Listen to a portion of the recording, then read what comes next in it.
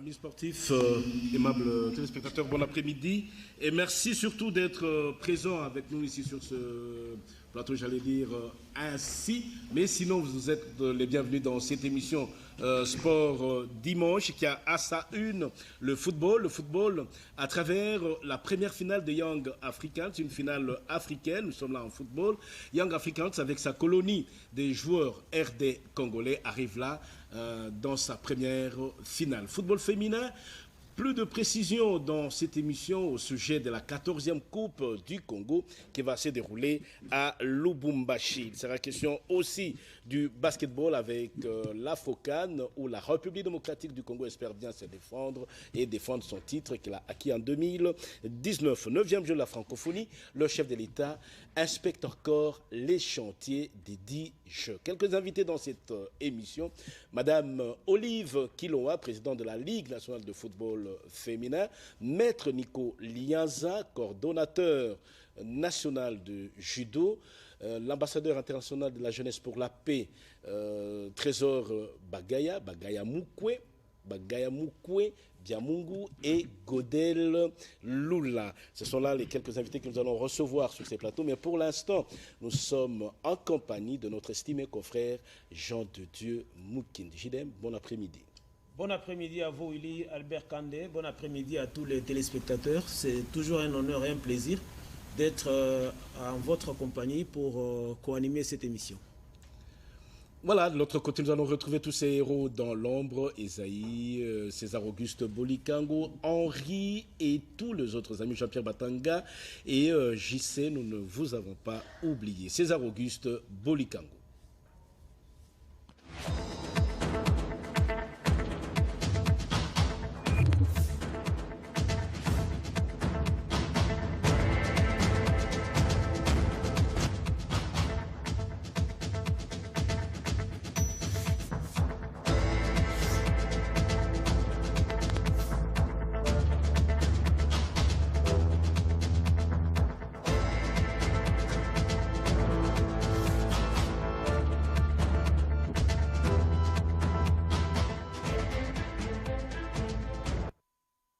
Jean de Dieu Mukindi, l'actualité, c'est ce football à travers la première finale africaine de Young Africans. C'est vrai, là c'est la Coupe de la Confédération, mais de l'autre côté, nous retrouvons la Ligue des Champions. Et c'est ce premier élément que nous proposons à nos chers téléspectateurs. César Auguste Bolikango.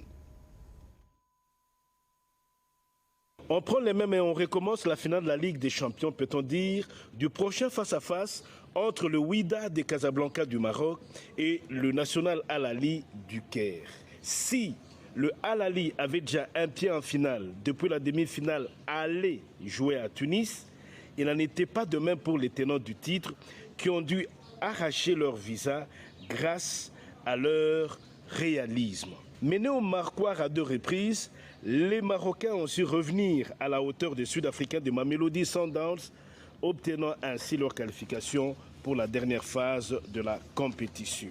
Grâce à leur bonne organisation, les Young Africans de la Tanzanie vont jouer leur première finale d'une Coupe d'Afrique. Porté à bras le corps par un collectif bien huilé et dans lequel on retrouve une bonne colonie congolaise, Yanga est allé une fois de plus dicter sa loi aux Sud-Africains de Marumo Gallants après sa victoire de l'aller à Dar es Salaam sur la note de 2-0. En face d'eux se dresse l'USM Alger, vainqueur de la SEC d'Abidjan par 2-0. À l'aller, 0-0 entre les deux belligérants. Une finale pas du tout attendue dans cette Coupe de la Confédération, d'autant plus que le football tanzanien n'est pas aussi relevé que tous ses autres concurrents, mais depuis 3 ou 4 saisons, nous assistons à son réveil grâce à la bonne organisation mise en place par la Fédération tanzanienne de football.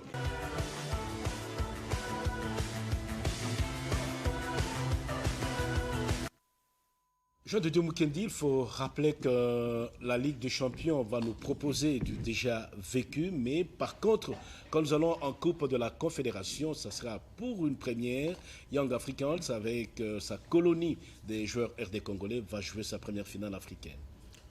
En Ligue des Champions, comme vous l'avez dit, ce sont des retrouvailles entre les deux finalistes déjà de l'année dernière ou de la saison dernière et ça sera pour la 3e fois que les Sud-Africains, plutôt les Marocains de Wydad Athletic Club Casablanca et les Égyptiens d'Al-Ahly vont se rencontrer. Déjà lors des 2 précédentes finales, ce sont les Marocains qui l'ont emporté. Et là, ça sera pour la 3e fois que les 2 clubs vont se retrouver en finale. Al-Ahly qui est à la recherche de son 11e sacre et en face une équipe du WAC qui aimerait égaler l'équipe de l'Espérance sportive de la Tunisie. Le WAC qui a déjà dans sa gibecière 3 trophées au niveau de la Ligue des Champions et devra donc batailler dur. C'est une équipe qui a un mental très très fort. On ne l'attendait pas à ce niveau, déjà que lors de la phase des groupes face avec Club ou encore Petro Atlético de Luanda, on ne va pas oublier la JS Kabylie. Cette équipe n'a rencontré que n'a réalisé plutôt que des victoires poussives. Ce n'est pas une équipe qu'on attendait vraiment en finale. Et là, elle a créé la sensation déjà après les nuls des 0-0 lors du match aller face aux Sud-Africains des Mamelodi Sundowns. Je crois que très peu de sportifs pouvaient pronostiquer sur la présence de cette équipe en finale. Et bien là, c'était un nul, des 2 buts partout hier en Afrique du Sud.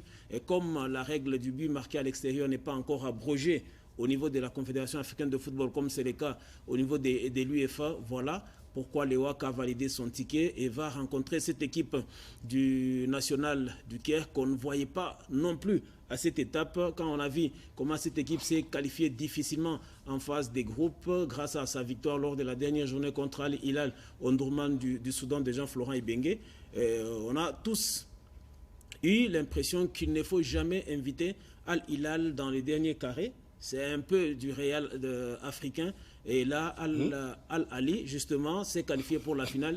Et il faudrait faire très attention. Je ne pense pas que cette équipe devra courber les chines une fois de plus devant le WAC. C'est donc une finale qui sera très disputée. Heureusement que cette année, contrairement à l'année passée, ça va se jouer un match aller et retour. Le 4 et le 11 juin, contrairement à l'édition précédente qui s'était jouée un match unique. Alors, en Coupe de la Confédération, vous l'avez dit, cette organisation qui se retrouve au niveau du football tanzanien, point n'est besoin de les rappeler ici que c'est les nouvelles Eldorado de joueurs congolais. Ils sont très, très nombreux alors à se retrouver au niveau du championnat tanzanien. Rien que dans cette équipe de Young African, il y a au moins 6 Congolais qui évoluent et la preuve, ils sont tous presque titulaires et c'est une aubaine pour eux, mais également pour le club tanzanien qui a réalisé un très très bon parcours lors de la phase de groupe. Ce n'est pas le TP Mazembe qui va nous contredire. Et cette équipe aujourd'hui se qualifie logiquement en finale. Et nous espérons bien que ces Congolais devront, à défaut de jouer pour le club de la RDC, mais représenter valablement la RDC et glaner au moins une médaille. C'est aussi le cas pour Zola, Sen Zola, qui évolue du côté du WAC et qui va jouer la finale de la Ligue des Champions. Alors là, il faut rappeler en fait que Young Africans, que ce soit à domicile ou à l'extérieur, cette équipe tanzanienne, voulais-je dire, se produit très bien et n'a pas du tout de complexe. Alors ceci va nous permettre de pouvoir parler handball. C'est aussi une autre compétition africaine, la 39e édition du championnat d'Afrique des clubs vainqueurs de coupe. Et là, une fois de plus, chez les messieurs, ce sont les Nord-Africains qui l'ont emporté, tandis que chez les dames, les Angolaises continuent à dicter leurs lois au reste de l'Afrique. Du championnat d'Afrique des clubs vainqueurs des coupes, depuis la première édition, il y a plus de 30 ans, les équipes masculines du handball de l'Afrique du Nord continuent à dominer le reste de l'Afrique. Cette domination sur l'Afrique subsaharienne est le fruit de l'implantation de l'infrastructure sportive adéquate dans cette zone géographique du continent. À cela, il faut joindre la formation des cadres techniques et l'apprentissage du handball dès l'école. La discipline, la rigueur et le travail assidu permettent cette domination. Ainsi, pour les demi-finales masculines du 39e championnat d'Afrique des clubs vainqueurs de coupe de handball, l'Afrique du Nord s'est retrouvée seule à travers les deux combinaisons. La première demi-finale est 100% égyptienne entre le Zamalek du Caire et le Sporting Club d'Alexandrie. La seconde a opposé les Égyptiens d'Al-Ahly aux Marocains du Raja Agadir. La finale a vu la victoire du Zamalek devant Al Ahly par 26 buts à 25. Souvent représentée, l'Afrique centrale se fait éliminer en quart de finale. Ces 10 dernières années, on retrouve souvent JSK de la République démocratique du Congo. Chez les dames, le handball africain, en club comme en équipe nationale, est dominé ces 20 dernières années par les équipes angolaises. Outre l'Afrique centrale qui est souvent présente comme chez les messieurs, les handballeuses de cette juridiction de la CAB se font talonner de très près par leurs homologues de l'Afrique du Nord. Les Angolaises sont aidées par la bonne implantation des infrastructures sportives appropriées sur le territoire angolais. À cela, il faut joindre la planification mise en place pour la pratique du handball. Là, il faut comprendre la formation des cadres techniques, l'apprentissage à l'école, les rencontres amicales et l'appui financier. Pour la finale du 39e championnat d'Afrique des clubs vainqueurs des coupes, les deux équipes angolaises se sont retrouvées. Le Petro Athletic a conservé le trophée africain pour la 3e fois consécutive. Avec l'avènement de la construction de quelques infrastructures sportives à Kinshasa, nous osons croire que les dirigeants du handball RD congolais vont changer le fusil d'épaule afin de redonner du tonus à ces disciplines sur le territoire national.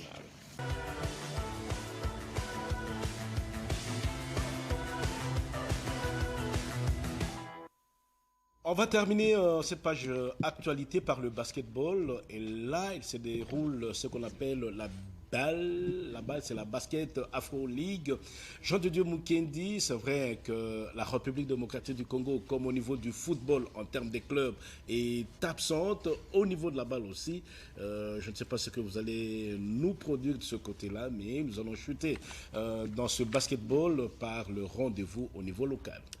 Il y a cette absence qu'on avait signalée dans un des numéros de Sport Dimanche de l'ASB Vita Club de la RDC, champion du Congo, qui devait représenter la RDC aux éliminatoires d'abord zonales au niveau du Cameroun. Dommage que cette équipe n'avait pas effectué les déplacements et depuis lors, il n'y a aucun représentant de la RDC. Alors, la phase finale de cette 3e édition de la BL a démarré hier à Kigali Arena, à Kigali au Rwanda, avec déjà l'élimination du club hôte, le Rwanda Energy Group, le REG, qui a été battu par Al Ahly du Caire. Il n'y a pas que Al Ahly au niveau du football ou encore du handball. Il y a également le Al Ahly du Caire au niveau du basketball. Et c'est cette équipe qui a donc dominé le REG du Rwanda lors de la 2e rencontre du jour, 94 points à 77.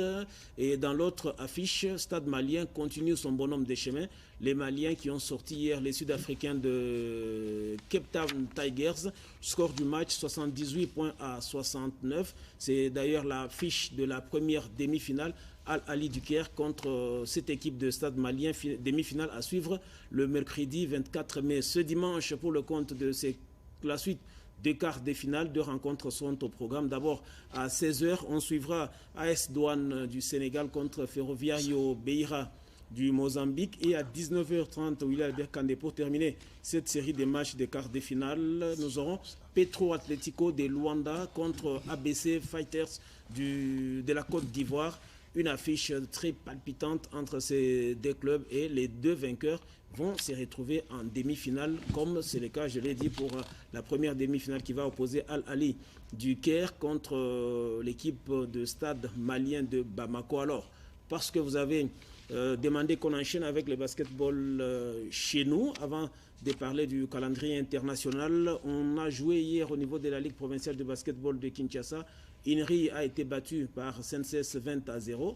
C'est forfait. Inri qui ne s'est pas pointé au terrain de l'Alliance franco-congolaise de l'Emba, alors qu'Arc-en-Ciel était plus fort que Yellow Star, 50 points à 25, et Atari qui est tombé devant V Club 37-42. Le championnat en version féminine pour qui est de cette première phase est terminé. C'est Senses qui termine en tête avec le maximum de points. 10 victoires en autant de sorties, donc 20 points. Suivi de Vita avec 17 points. Ajakam est 3e, 16 points.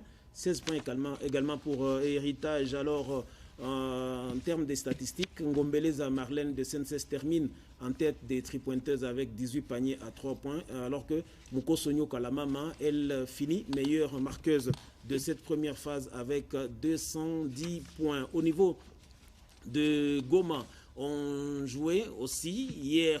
PGB a battu Young Sprite 79 points à 43. Panther a eu raison de Don Bosco 65 points à 58, alors que Virunga a disposé de Goma Bulls 78 points à 63. On nous fait savoir que du côté de Goma, l'équipe des Panthers a consolidé sa place de leader avec 32 points, suivi de Virunga 31 points et Black Leopard plutôt qui vient troisième avec 27 points. Au niveau de Kolwezi, c'est ce dimanche que démarre le championnat local. Tous les résultats, je crois, demain dans InfoSport, les téléspectateurs auront à avoir les résultats au niveau de ces basketballs. Alors, on va terminer par le calendrier des Léopards de la RDC. Vous parliez tantôt de l'Afro-CAN, la deuxième édition. La RDC qui a l'obligation de défendre son titre acquis en 2019 à Bamako au Mali. Donc la deuxième édition de cette Afro-CAN en sa phase finale, c'est du 7 au 16 juillet prochain à Luanda en Angola. La RDC ira donc défendre son titre. Du côté de dames, il y a deux événements. Il y a d'abord les Jeux de la francophonie qui vont démarrer le 28 juillet, mais le basket va démarrer le 27 juillet et ça va concerner les U23 en version féminine. On attend toujours connaître la liste des présélectionnés pour ce qui est des Léopards basket dames U23, alors que les seniors, elles, c'est du 28 juillet, pratiquement les mêmes dates que les Jeux de la francophonie. Du 28 juillet au 6 août à Kigali, il y aura l'Afro Basketball Dames. La RDC est qualifiée après sa brillante victoire sur le Gabon, tout récemment à Yaoundé au Cameroun. Et là, de ce côté-là aussi, on attend connaître la composition de cette équipe de la République démocratique du Congo qui devra défendre donc le couleur nationale à Kigali au Rwanda du 28 juillet au 6 août prochain. Alors, nous espérons que de ce côté-là, le comité exécutif dirigé présentement par Maître Paulin Kabongo, c'est ça, je me trompe pas. Kabongo Biaya. Kabongo Biaya va pouvoir mettre les bouchées doubles de telle sorte que nous puissions avoir une équipe à même de défendre convenablement les couleurs de la République démocratique du Congo. Et j'espère que Jean de Dieu Mukendi, de ce côté-là, on peut avoir un petit espoir, un brin d'espoir, un petit espoir, un moyen, un grand espoir. Bon, en toute honnêteté, en toute franchise et toute sincérité, je crois que les dames qui iront à Kigali, il ne faut pas beaucoup attendre d'elles, d'autant plus que nous sommes en phase de la reconstitution. Ça fait plus de 10 ans que le basket féminin est en baisse, alors que chez les messieurs, on a essayé de remonter la pente. On a essayé de remonter depuis l'Afro-Basket 2017 où on avait fini parmi les 6 premiers. C'est vrai qu'en 2021 à Kigali, on est passé complètement à côté. Mais avec ces titres à défendre au niveau de l'Afro-CAN à Luanda en Angola, on espère bien qu'il y aura une organisation adéquate pour permettre aux Léopards. Mais sinon, il y a une léthargie, il y a beaucoup de points négatifs au niveau de la gestion du basketball actuellement parce que rien que l'organisation de l'Assemblée générale ordinaire et même celle élective pose déjà problème. On traîne les pieds de ce côté-là. Justement, alors que le comité fait mandat depuis le 30 octobre de l'année dernière. Mais pour organiser ne fût-ce qu'une assemblée ordinaire, seul Dieu sait à quel moment cette assemblée pourrait intervenir. Bien, nous osons croire que Maître Paulin Kabongo, qui doit être en train de suivre l'émission où les autres membres du comité exécutif feront un gros effort pour que finalement ce basketball puisse redorer le blason terni de la République démocratique du Congo. Jean de Dieu Mukendi, en moins de 30 secondes. Justement parce que vous évoquez le comité exécutif, je vous dis qu'il est fait mandat. Non seulement fait mandat, qu'il est déficitaire depuis un temps avec le décès de plusieurs de ses membres et certaines démissions, à l'heure qu'il est sur le 13 membres. Les 13 membres plutôt, il y en a combien qui sur le 12 membres qui doivent composer le bureau exécutif. Il n'y en a plus que 4. Il y a le président Aïe, Paulin Kabongobia, il y a le secrétaire général André Komichelo Monaka Songo, il y a la trésorière générale adjointe Komichelo Kayumba Marie-Pierre et le 4e vice-président Joe Lolong Ankoy. Ce sont les 4 membres qui composent et en toute vraisemblance, il n'y a même plus possibilité de convoquer la moindre assemblée parce que tout simplement les comités est déficitaire. On y reviendra dans une autre émission, mais pour l'instant, César Auguste Bolikango, le premier invité ou la première invitée, c'est le football féminin, la présidente, c'est Madame Olive Kiloa, pas Kiloa, Kiloha, c'est comme qui dirait Bagaya Moukwe et pas Bagaya Mouké. Okay. Non, ok. On y reviendra. Alors, César Auguste Bolikango, le carton.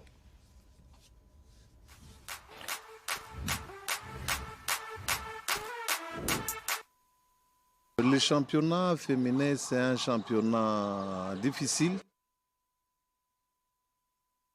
Très vite en besogne, nous parlons plutôt de notre première invitée, c'est Madame Olive Kiloa. Madame, bon après-midi. Et merci surtout d'avoir répondu positivement à l'invitation de Sport Dimanche. La toute première question, avant de retrouver Jeff Kapondo avec le TP Mazembe, est-ce que la tenue de la 14e Coupe du Congo est confirmée à Lubumbashi? Elle est bien belle, confirmée à Lubumbashi. Oui. D'abord, d'ailleurs, notre première équipe d'avance de la LINAF est déjà à l'aéroport. Je crois qu'il quitte tantôt à 15h avec Essa pour aller démarrer le tirage au sort. La présidente ne sera pas là? Si, je serai là. Vous serez là? Oui. Ok. Alors, combien d'équipes pour cette édition à Lubumbashi? Ah, vraiment, c'est une édition très déterminante parce que nous avons aujourd'hui 28 clubs.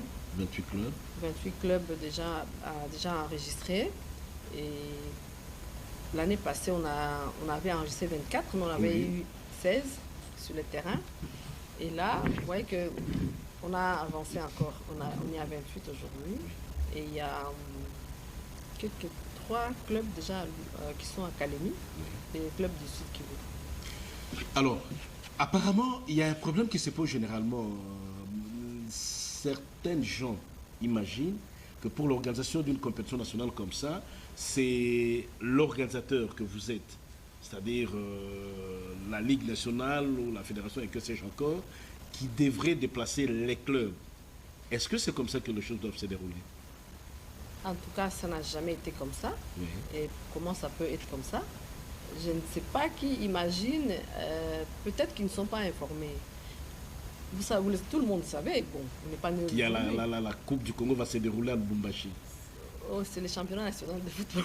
Le championnat national. Le championnat national va se dérouler à Lubumbashi et des coutumes, l'organisateur n'a jamais déplacé les clubs. Par simple raison que si vous êtes passionné du football, n'est-ce pas, vous créez votre club vous-même. Je ne pense pas que vous allez demander à une institution que l'État ou la FECOPA, voilà, je vais faire un club masculin ou féminin. Non, c'est vous-même. Et quand vous êtes inspiré de cette passion-là, vous allez maintenant vers l'organe technique qui va vous fournir des licences, vous allez vous enregistrer, vous allez vous affilier. Et je ne sais pas, moi, je suis sociétaire. En tout cas, je ne me souviens pas avoir une idée. Qu'une seule fois, un club a été déplacé par l'organisateur que vous êtes. Moi-même, j'aime le foot. Oui. Je me dis, j'ai le plaisir d'avoir mon club à moi. C'est une passion. La passion, c'est une folie. C'est comme un musicien, quelqu'un qui est inspiré de faire la musique, va acheter sa guitare. Attends, est-ce qu'il demande à quelqu'un? Non. Alors, admettons que vous vous attendiez à avoir, comme vous le dites, une vingtaine de clubs. C'est exact, une vingtaine? Ouais. Une vingtaine de clubs, 24 au total. Et que sur les 24, 10 seulement sont présents. Vous faites quoi? Vous organisez quand même la compétition ou vous la reportez? Oui, jusqu'à 10 clubs, oui. On peut avoir autant de matchs demandés. On est dans des réglementations. Oui. Mais n'oubliez pas d'où nous venons. Le football féminin, on a eu à organiser, à l'époque c'était la Coupe du Congo, parce que là, il n'y avait pas encore les Champions League féminin. Et on a eu à jouer avec 8 clubs. Hein. Et quand vous faites 8 clubs, vous vous limitez à un certain nombre demandés par la CAF. de la FIFA, des matchs. Mais depuis plus de bientôt 10 ans, bientôt 8 ans, 7 ans, en tout cas, on est à plus de 15 clubs. Madame la Présidente, est-ce que vous êtes buté à quelques difficultés dans l'organisation de cette compétition aujourd'hui? Là, je vais rentrer en arrière à la première question. Oui. Quand L'organisateur peut déplacer les clubs. Oui. Non, là, je n'avais pas terminé à m'exprimer. Je vous en prie. Là, il y a une explication à fournir pour les gens qui doivent comprendre. Donc, n'est-ce pas, l'organisateur organise jusqu'au niveau des provinces, parce que nous avons des entités provinciales. Nous avons nos ligues provinciales féminines qui s'appellent les CPF, les commissions provinciales de football féminin, oui. Qui organisent, qui gèrent, qui apportent les techniques aussi, bien sûr en collaboration avec les ligues nationales et provinciales qui sont connues. Oui. Et ils organisent, accompagnent les clubs qui sont engagés. Ils organisent des championnats provinciaux. Oui. Mais quand les championnes provinciales, là, tout comme je vais monter, je commence par les provinces. Quand les individus, les privés, avec, bien sûr par la FECOFA, organisent un championnat provincial, il y a des championnes. Ça s'appelle comment? Championne provinciale. Provinciale, oui. Il y a une province qui a un patron. Et le patron, c'est le gouverneur. Oui. Alors, quand une compétition, le sport quand même, ça accompagne la vie. C'est la santé, le sport accompagne la vie. Oui. Et là, vous voulez dire...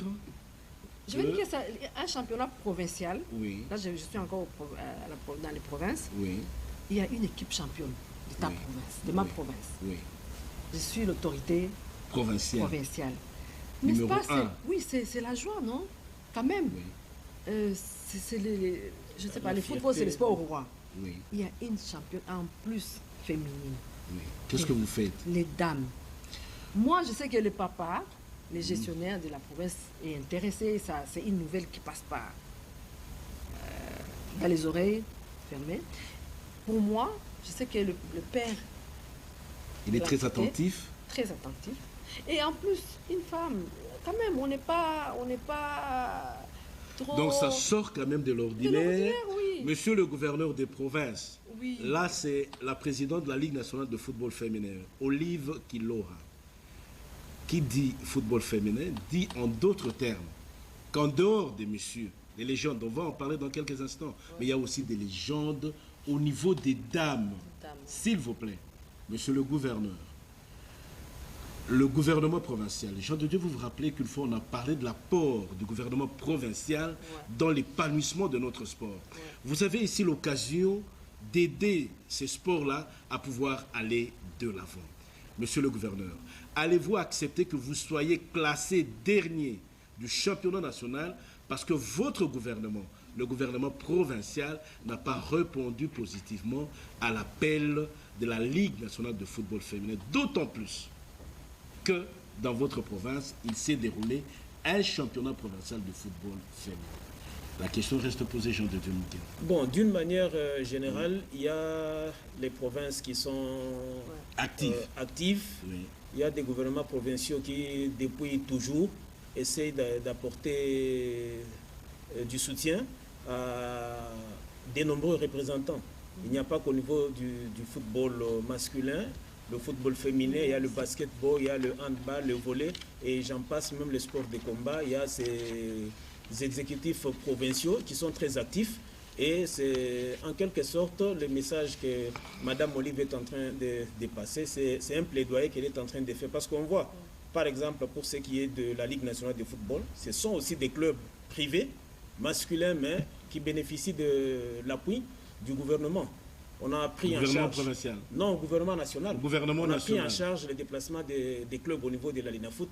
Pourquoi ne pas les faire au niveau de la Ligue nationale de football féminin pour permettre à ces clubs de participer à cette fête nationale? Moi, je crois qu'ici, le message tel qu'il est en train de le lancer va pas seulement au niveau du gouverneur, mais également au niveau du gouvernement central. Parce qu'il y a là le devoir aussi de promouvoir le football féminin. On n'a pas que les hommes qui jouent, et pour lesquels le gouvernement doit être actif, il faudrait aussi que l'on pense, que l'on songe aussi à soutenir ces dames, parce que c'est au terme de ce championnat national qu'on aura une idée sur l'ossature à venir des différentes sélections d'âge, les U20, les U23 et même les seniors. Et si on ne sait pas organiser les championnats nationaux, je crois qu'on aura du mal à détecter, à découvrir les différents talents qui existent. D'où il faudrait vraiment que l'État congolais pense aussi, comme c'est le cas avec le monsieur, qu'on essaye aussi dans la mesure du possible de venir en aide à cette Ligue nationale de football féminin d'une manière générale et de manière particulière aux clubs qui sont qualifiés pour le 14e championnat national. Est-ce qu'il y a quelques élus qui sont venus vers vous? Les élus du peuple? Oui, en fait, moi je voulais bien éclaircir parce que nous, si vous vous souvenez bien, les féminins n'ont jamais bénéficié, oui, mais ça n'engage que moi. Hein. Oui. Moi, je ne sais pas aujourd'hui parler directement que les gouvernements nationaux puissent accompagner le foot féminin. Les déplacements des clubs féminins qui viennent des provinces. Oui. C'est pour ça que moi, je préfère commencer à parler des gouverneurs. Oui. Pourquoi? Parce que par exemple, j'ai eu les vice-gouverneurs de l'Itourie. Oui. De lui-même, il m'a appelé pour me dire, madame, c'est comment organiser nos clubs et tout. Je dis, je suis vraiment très content que l'autorité au moins pense à nos clubs féminins. Moi, je voulais dire, il y a un championnat qui est là, qui ne demande rien au gouvernement provincial quand il s'organise. Oui. Mais les championnes, vous voyez un peu, il faut les soutenir. Oui, prise en charge. Oui, parce qu'au niveau national aussi, il y a l'équipe nationale féminine aussi, que le gouvernement prenne toujours en charge. Oui. Alors, si on commence par là, pour nous, les dames, c'est bon. D'abord, commençons pour que les gouverneurs s'occupent d'assister. Des fois, c'est assister. Hein. Des fois, ils ont des petits moyens, ils demandent qu'un complément. Vraiment, ça s'est fait, hein, souvent. Et par là, ce n'est pas tous les gouverneurs qui ne répondent pas. Il y en a qui répondent toujours. On peut faire comme ça une classification des gouverneurs sportifs au jour d'aujourd'hui qui défendent leur province en termes de sport ou en termes de football? Si, il y en a. On peut dresser... Oui, il y en a. Le Katanga a toujours répondu, l'Itourie, le Nord Kivu, oui, de temps en temps. Vous êtes hésitante. Oui, parce qu'il y a eu deux saisons ratées. Cette zone-là, elle est un peu spéciale, hein, on peut comprendre. Mais aujourd'hui, ils sont déterminés, ils doivent envoyer déjà des messages. Là, nous disons merci. Mais la compétition, c'est déjà ce mercredi, le 25 mai. Oui, ils vont prendre directement, c'est directement Lubumbashi, ils ne vont pas passer par ici. Oui. Là, par contre, je sens Kinshasa qui est... Donc, Kinshasa, la capitale, elle est à la queue. Ouais. Incapable de pouvoir déplacer ses clubs. C'est cela? On ne déclare pas incapable, hein, mais je n'ai pas encore écho. Donc, c'est mieux que... Nous avons déjà écho. Nous avons déjà écho de cela. Il a... Bon, pas qu'il a. Non, nous avons écho. On a ouï dire que les clubs de Kinshasa ont difficile à se déplacer pour Lubumbashi ou pour les provinces. Généralement, les provinciaux viennent à Kinshasa, mais les clubs de Kinshasa, toutes disciplines sportives confondues, ont difficile à aller vers les provinces. Comment ça? L'année passée, on a fait marcher les clubs de basketball. Il y a eu beaucoup de démarches. Les dossiers étaient introduits bien avant. Mais moi, c'est la première fois. J'espère que au finish, aucun club de Kinshasa, au niveau du basketball, aucun club de Kinshasa n'a bénéficié d'un quelconque soutien ou appui du gouvernorat de province. Il y a eu des va-et-vient à tous les niveaux. On les a envoyés au niveau du ministre provincial de sport, c'est passé au niveau des finances et au bout du compte, rien n'a été fait. Les clubs de Kinshasa se sont déplacés, quelques-uns, avec leurs propres moyens, et il y a même l'équipe des CNCS qui a ramené les trophées nationaux. Mais avant, tout comme après, il n'y a aucun club de Kinshasa au niveau du basketball. Le football, n'en parlons même pas. À l'époque, il y avait des clubs qui bénéficiaient de 10 billets, 10 titres de voyage. Mais depuis un certain temps, en tout cas, que ce soit même au football, ça pose énormément de problèmes. Et que dire du handball ou encore du volleyball, ça a toujours été le cas. Ce ne sont que les pleurs et grincements dedans quand il s'agit de la ville-province de Kinshasa. Moi, c'est la première fois en tout cas que Kinshasa va se déplacer. Je ne perds pas espoir. Moi, je crois que les clubs de Kinshasa ne vont pas souffrir de ça. Je prends à l'autorité provinciale. Mais là, il y a aussi, nous avons reçu à la fédération les notables de l'Équateur. Voici les gens à féliciter, les honorables, vraiment honorables. Hein. Ils sont venus à deux, ils sont venus nous contacter. Et vraiment, on était en pleine réunion, ils sont venus, ils ont dit non, nous, on est venu s'acquérir de vous directement. Qu'est-ce qu'il faut pour que nos clubs puissent atteindre Lubumbashi? Qu'est-ce que vous apportez? Nous, on nous a expliqué, nous avons l'apport technique. Nous accompagnons techniquement. Nous avons terminé notre part d'organiser provincialement et nous allons continuer pour organiser national. Et c'est vrai, ils ont dit, ah, on ne savait pas ça, on prend bonne note, nous allons nous concerter. Voilà, si on pouvait avoir des réponses comme ça, si on pouvait s'attendre à ça, franchement, nous aurions un paradis de football féminin. Ça doit commencer de quelque part, de cette attention. Madame la Présidente, à vous regarder et à vous entendant parler, ça fait très mal, tout simplement. Alors nous allons tenter, nous allons chercher plutôt à vous avoir dans une émission encore plus élaborée, oui. Uniquement sur le football féminin pour qu'on puisse en reparler davantage. Oui. Là, c'est vrai que nous sommes liés par ce temps-là, Jean de Dieu Mukendi. Oui, une question, William Albert, avec votre autorisation. Je vous en prie. Qui n'a rien à voir avec le championnat national. C'est qu'au regard de nouveaux textes en vigueur au niveau de la Fédération congolaise de football, désormais, il y a possibilité d'avoir 3 dames au niveau du comité exécutif. Déjà, le 11 novembre 2023, c'est la date retenue pour l'organisation des élections. Profitant de la présence de Madame Olive Kilo, la présidente qui gère le football féminin et d'une manière générale les dames au niveau du football. On a vu lors de la clôture du mois de mars, il y avait une activité de la LISPED.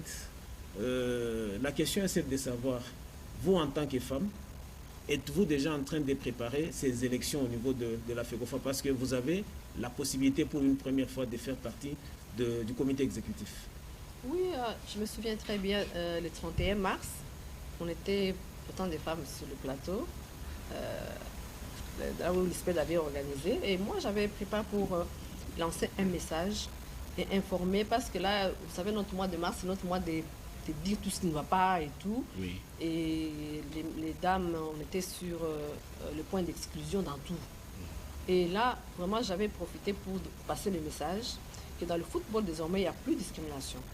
Il n'y a pas de discrimination dans le football parce que le nouveau texte de la FECOFA maintenant ouvre les portes pour les femmes.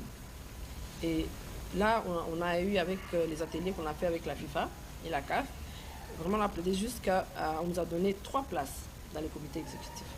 Donc les prochaines élections, moi je continue encore à dire aux femmes, les passionnés de football, qu'elles viennent pour postuler et qu'on ait vraiment, on trouve les 3 places.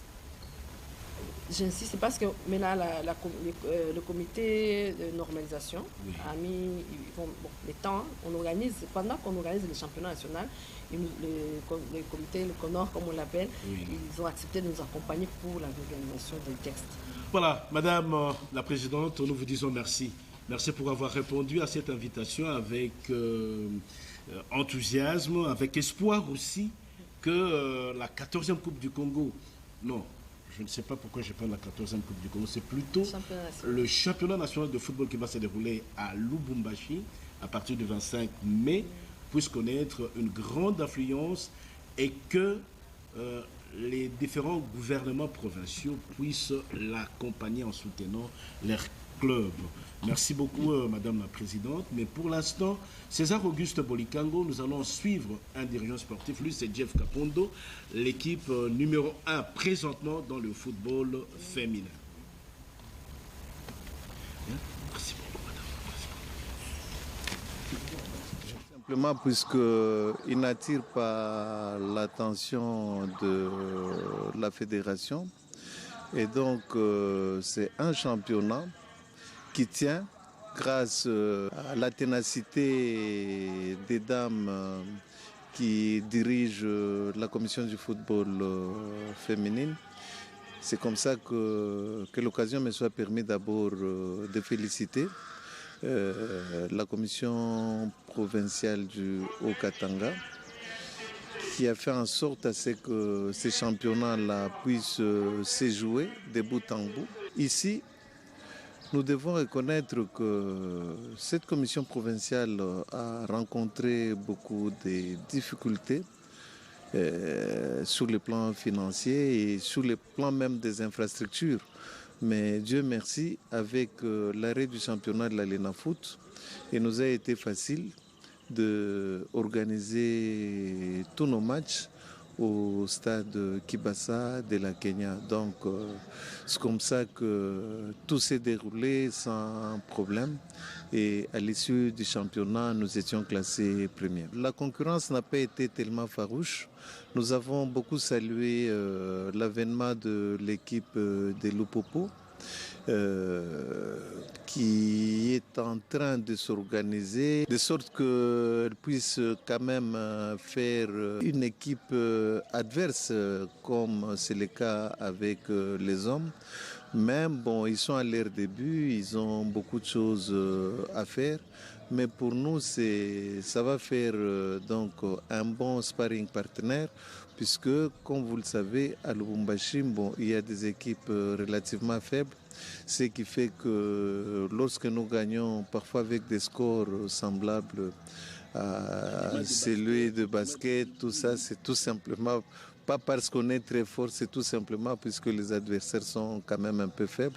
Ce qui fait que lorsque nous sortons et que nous rencontrons des équipes bien structurées, bien organisées, nous avons quand même de la peine pour nous en sortir. À Kinshasa, c'est ce qui s'est dit, qu'il y a des adversaires de taille, mais je ne crois pas tellement puisqu'il y a aussi un problème d'organisation, il y a les équipes se rencontrent avec les faibles, ou sinon, nous sommes à notre 3e année et nous nous sommes très bien classés, que ce soit au niveau provincial, tout comme au niveau national. Ces équipes qui se prétendent être grands sont des équipes qu'on a eu à rencontrer 2 fois et ils connaissent ce qu'a été les résultats. Donc ils ont aussi beaucoup à faire comme nous et c'est comme ça que nous souhaiterions vraiment à ce que la fédération cette fois-ci puisse jeter un regard sur l'organisation de ces championnats-là et faire en sorte que nous ayons des équipes qui peuvent bien défendre le pays sur le plan extérieur. Nous, l'objectif, c'est de participer à la Champions League. Et pour y arriver, il y a des étapes et c'est comme ça que nous sommes en train de franchir toutes ces étapes progressivement. On a commencé par l'entente que nous avons remportée. Nous venons de remporter la Coupe provinciale. Maintenant, nous allons affronter la Coupe du Congo que nous pensons bien gagner puisque au regard du niveau de l'équipe au jour d'aujourd'hui et par rapport à ce que j'ai vu avec les autres équipes, je crois que nous avons 99% des chances de remporter la Coupe du Congo. Le plus grand problème, c'est le problème d'organisation. Tout le monde a déploré la désorganisation de notre fédération. Et il y a aussi un problème de probité, d'intégrité des dirigeants. Vous savez, le football, c'est une école de loyauté. Lorsque vous devez évoluer dans un environnement où les gens ne tiennent pas compte de la probité morale, les gens trichent même là où il ne faut pas tricher, les gens trichent parfois même avec les enfants, c'est difficile que notre football féminin puisse s'épanouir. Et c'est pourquoi nous souhaiterions vraiment que nous puissions avoir des dirigeants d'une certaine probité pour que notre football, l'organisation de notre football puisse marcher. Le football féminin où on n'y met pas d'argent, bon, le championnat se tient au niveau des ententes, au niveau provincial et au niveau même national. Nous avons la Coupe du Congo qu'on organise sans beaucoup de moyens. Et je suis prêt à donner ma gorge à couper pour dire que la saison qui venait de s'arrêter, la saison sportive qui venait de s'arrêter, tout calcul fait, on a mis beaucoup d'argent là-dedans, beaucoup d'argent, que ce soit pour l'équipe nationale, que ce soit... On a mis beaucoup d'argent. Mais cet argent-là a servi beaucoup plus aux individus qu'à l'organisation et aux équipes. Donc, il faut une bonne dose quand même de probité, d'intégrité pour que les peu qu'on a eu à disponibiliser puissent servir. Qui ne sait pas qu'on a mis beaucoup d'argent dans l'organisation de notre équipe nationale, par exemple. Là, je parle du football en général dans notre pays, puisque nous sommes une partie intégrante de tout ce qui se passe. Donc, moi, si je vois ce que j'apprends de mon temps qu'on a eu à mettre pour que notre football puisse aller de l'avant et qui a beaucoup plus servi aux individus qu'à l'organisation, ça en fait pleurer. Et c'est pourquoi je me dis qu'il faudra bien que nous ayons des dirigeants intègres, des dirigeants qui font preuve d'une certaine probité morale. Sinon, ça va être du pareil au même. Quand on a eu à organiser ces états généraux, où c'est vrai, il y a eu des experts qui pouvaient bien réfléchir sur l'organisation de notre football et des amis, puisque au finish, nous nous sommes rendus compte que les gens se sont tapés de voyages de loisirs, puisque jusqu'à ce jour, l'État a sorti de l'argent et rien n'a été fait concrètement. Il n'y a pas eu des résolutions qu'on pouvait opposer aux structures que nous avons. Si donc, si le Premier ministre pouvait être un tout petit peu sévère, je crois qu'il y a des gens qu'on pouvait bien sanctionner, puisque l'État ne pouvait pas consacrer autant de moyens comme ça pour que les gens puissent aller se taper les loisirs. C'était, je crois, un petit séjour de bourgeoisie qui se sont tapés, puisque jusqu'à ce jour, il n'y a rien. Et qui ignore le véritable problème de l'organisation de notre football? Qui ignore ça? Même les petits supporters de la rue, ils connaissent.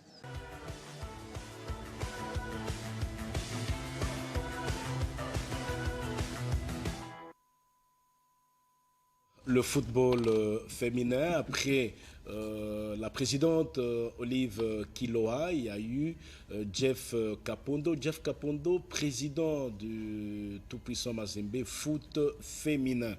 Et là, César Auguste, nous allons recevoir, Jean de Mukindi, nous allons recevoir deux autres illustres compatriotes. Eux vont nous parler de leur structure et de leurs activités. César Auguste Bolikango, carton pour inviter.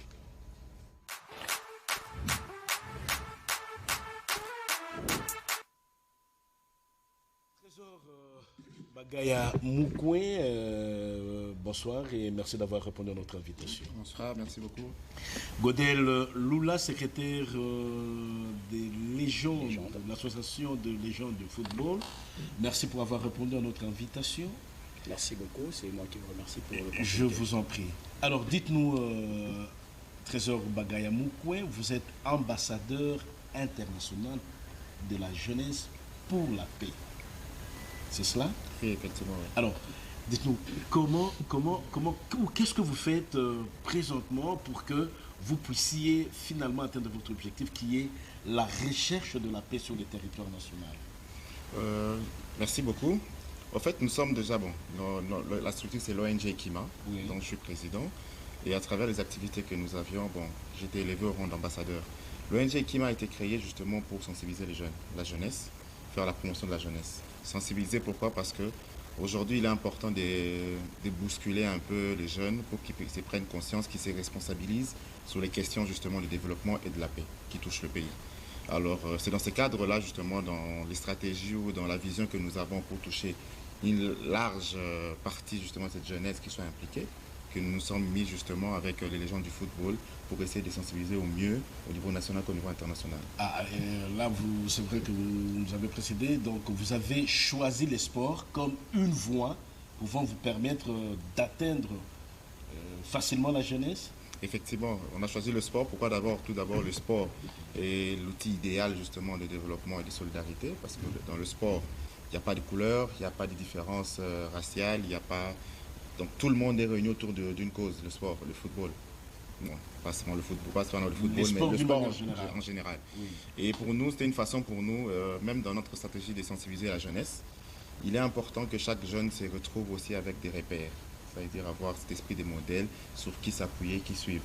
Et nous pensons que les légendes sont vraiment ces modèles-là et surtout ils ont cette aura-là qui nous ont fait rêver pendant toute notre jeunesse, quoi.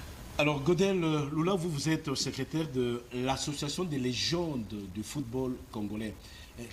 Comment vous vous y prenez aussi pour véhiculer ces messages de la recherche de la paix sur le territoire national? Merci déjà pour l'opportunité que vous nous donnez. Je vous en prie. Nous exprimer. Vous savez, nous, on est organisé sur plusieurs fonds. Et là, avec l'ONG Kima, on travaille plus sur du social. Et par rapport à ce qu'ils ont comme objectif bien défini, nous avons une séance de travail par rapport à ce qu'il y a à faire. Maintenant, la campagne qu'il y a à faire, c'est celle de la recherche de la paix. La paix, pourquoi la paix? Parce qu'on veut tous vivre dans la quiétude et pouvoir développer tout ce qu'on veut. Et il nous faut la paix. Et nous avons des éléments qu'il faut. Nous avons des ambassadeurs de la paix. Nous avons des grands noms, des gens qui ont marqué l'histoire. Des personnes qui bénéficient encore de la sympathie du peuple. Alors, l'ONG ayant un projet pour véhiculer un message, et nous étant des porte-parole, des ambassadeurs, facilement auprès de la jeunesse se reconnaît en certaines personnalités étant légendes. Trésor Lola, Trésor Poutou, les grands noms du football congolais peuvent facilement véhiculer un message auprès de la jeunesse et que ce message soit perçu comme étant... Ils savent comment joindre facilement le peuple. Exactement. Et le peuple se retrouve en eux quelque part. Jean de Dieu Mukendi. Bon, j'ai suivi avec beaucoup d'attention Oui. ce qu'ils viennent de dire. Le président de l'ONG ainsi que le secrétaire de Légende. Hein? Ma question est celle de savoir comment véhiculer ces messages. C'est à travers des tournois, à travers un tournoi de football qui va réunir ces légendes. Comment est-ce que le message tel que vous le souhaitez va atteindre la population? Donc, merci pour la question. Parce que dans notre programme, dans notre vision, nous avons axé notre programme sur 2 points, le développement et l'éducation. Alors, la meilleure façon de sensibiliser aujourd'hui que nous pensons être, c'est les actions concrètes. On veut être un exemple. Ce n'est pas en théorie. Donc, on veut nous-mêmes poser des actions concrètes sur le terrain à travers justement les légendes pour que nous, on donne cet exemple-là, être modèle, à travers les gens pour dire que nous, regardez ce que nous faisons. Il est important que vous aussi, vous mettez la main dans la pâte pour faire de même. Les développements, quand on voit les développements, c'est parce qu'on a pensé justement contre la famine à point d'oreille. On va sensibiliser le jeune, mais la plupart des jeunes qui perdent le chemin, le problème principal souvent c'est la famine. Alors on a mis en place des projets de développement justement pour rendre autonomes les foyers à travers les femmes, à travers les mamans. On a un projet en cours qui s'appelle Nos Vaillantes Femmes. C'est un projet au niveau national. L'idée c'est parcourir toutes les provinces pour essayer de mettre en place des projets de développement qui va auprès des mamans, pour permettre aux mamans de se rendre autonomes. Et si les mamans sont autonomes, les foyers sont autonomes, ça veut dire que cette jeunesse-là qui est notre cible principale est aussi touchée. Et à travers ça, justement, nous, maintenant, on peut approcher ces jeunes-là pour leur dire, là, passer un message. Parce qu'aujourd'hui, il est important quand même, quand on parle d'éducation, il est important de passer un message à la jeunesse que on doit réapprendre à aimer notre pays, on doit réapprendre à aimer notre prochain. Mais aussi, la responsabilité du développement du pays ou de la restauration de la paix n'est pas simplement une responsabilité des autorités. Il est aussi important que chacun à son niveau apporte sa pierre. Et nous, déjà, à notre niveau, déjà en combattant les antivaleurs qui règnent en maître aujourd'hui dans cette jeunesse, il est déjà important aussi d'apporter cette pierre-là justement à l'édifice. Donc l'idée pour vous répondre clairement, c'est en posant des actes concrets. D'ailleurs, on a prévu une soirée de gala le 20 juin. Dans cette soirée de gala, c'est une soirée pour collecter des fonds, mais c'est une soirée pour mobiliser une mobilisation générale de tout acteur aujourd'hui dans l'écosystème de participer. Donc les légendes ont pensé justement à mettre aux enchères des vareuses, des objets dédicacés, non seulement pour les légendes congolais, mais les joueurs aussi internationaux, qui vont envoyer des vareuses, qu'on va lever des fonds. Et ces fonds nous permettront justement à mettre en place, parce que nous avons déjà des projets élaborés. Alors comme il y a 26 provinces au niveau de la RDC, on a pensé aller étape par étape. Et actuellement, nous avons commencé justement notre travail au niveau de l'Est, avec l'Ituri, le Nord Kivu et le Sud Kivu. Pourquoi aller? Je pense que la question va venir, mais c'est question d'actualité d'abord. Le problème, il est partout, mais il est aussi important de toucher ceux qui souffrent actuellement et revenir sur les autres provinces. Donc nous avons des projets que nous avons exécutés au niveau de l'Est. On a prévu une tournée au mois d'août. Justement, cette tournée, on va le faire aussi avec les gens parce qu'ils doivent être sur le terrain en train de montrer un exemple à la jeunesse pour que cette jeunesse aussi se joigne à nous par rapport à cette quête. Alors Godel, quelle est la langue d'expression pour que le message passe? C'est toujours le français ou... Vous savez, nous avons beaucoup de gens qui ont joué à l'étranger. Ça dépend de l'environnement. On parle à Lingala, en français. Il y en a qui véhiculent en Chiluba, d'autres en anglais. Par exemple, Trésor, il s'exprime le mieux en anglais. Il y a Ziz qui parle portugais. On essaie de toucher le maximum de personnes avec la langue qui passe le mieux par rapport à l'environnement. Alors là, nous sommes... vous avez parlé de l'Est. L'Est du pays, c'est vrai. Mais vous n'êtes pas partout. Est-ce que vous avez des représentations, tous les deux? Bien sûr. Nous sommes dans le monde. Dans les 26 provinces? Oui, dans toutes les provinces et même à l'étranger. Et les gens se représentent. Les trésors? Papa, l'ONG, c'est un travail qui est en train d'être mis en place parce que notre stratégie, c'est de travailler avec des ONG partenaires pour être plus efficace sur le terrain. Parce que l'ONG Kima est installée ici à Kinshasa. Déjà, actuellement, on peut vous dire que nous sommes à Kisangani, Ituri, Nord Kivu, Sud Kivu, au Katanga. Nous sommes aussi au niveau du Congo central. Donc, nous sommes en train de faire un travail justement pour être présents sur toutes les provinces et essayer de travailler justement très efficacement sur... À moins que Jean de Dieu ait une question, mais sinon, nous voudrions comprendre un fait. Atteindre la jeunesse, c'est vrai, il y a la jeunesse scolarisée, celle qui étudie, qui va à l'université, qui va à l'école, mais il y a celle aussi non scolarisée. Alors, vous avez commencé par celle de l'Est et celle de Kinshasa? Actuellement, le travail s'est fait sur plusieurs paliers. Oui. On a une campagne justement, une campagne que nous sommes en train de mener, parce que comme je l'ai dit, c'est à partir d'éducation et à partir développement. Développement, c'est mettre en place des projets auprès des mamans pour autonomiser les foyers, mais au niveau d'éducation, il y a des tournées justement aux écoles, aux universités, à l'église, aux églises, mais aussi pour les enfants de la rue. Donc tout ça est en train de être mis en place parce que bon, les phénomènes Kouloum ici à Kinshasa, les enfants de la rue qui sont sur le trottoir. Donc tout ça est en train de être mis en place pour savoir comment est-ce que échanger avec eux pour qu'eux nous proposent des solutions. Parce que l'idée même de cette restauration, ce n'est pas de les apporter des solutions à eux, mais c'est qu'eux comprennent qu'il y a possibilité qu'eux aussi d'être impliqués. Parce que ce que nous mettons en place, c'est des cellules dans chaque catégorie de cette jeunesse-là pour interagir avec eux. Ça veut dire interagir, ça veut dire qu'ils proposent des solutions et nous on trouve comment est-ce qu'on doit travailler avec eux pour qu'ils soient aussi impliqués dans cette... Alors Godel, les légendes, c'est vrai, ce sont des personnalités, des compatriotes qui ont marqué le football de la République démocratique du Congo. Est-ce que vous comprenez que réellement ils ont un grand rôle à jouer en descendant sur terrain? Pas rester vraiment à Kinshasa. C'est vrai qu'à Kinshasa, il y a aussi ce problème de salubrité, ce problème de mentalité, mais il y a aussi plus que cela, les provinces. Oui. Les gens, si nous nous sommes mis en association, c'est parce que nous avons fait des études. Nous avons observé qu'il y a un gros manque, qu'on peut apporter quelque chose par rapport à ce qu'on a vécu et par rapport à tout ce dont nous avons bénéficié auprès de l'État. Maintenant, c'est à nous de restituer.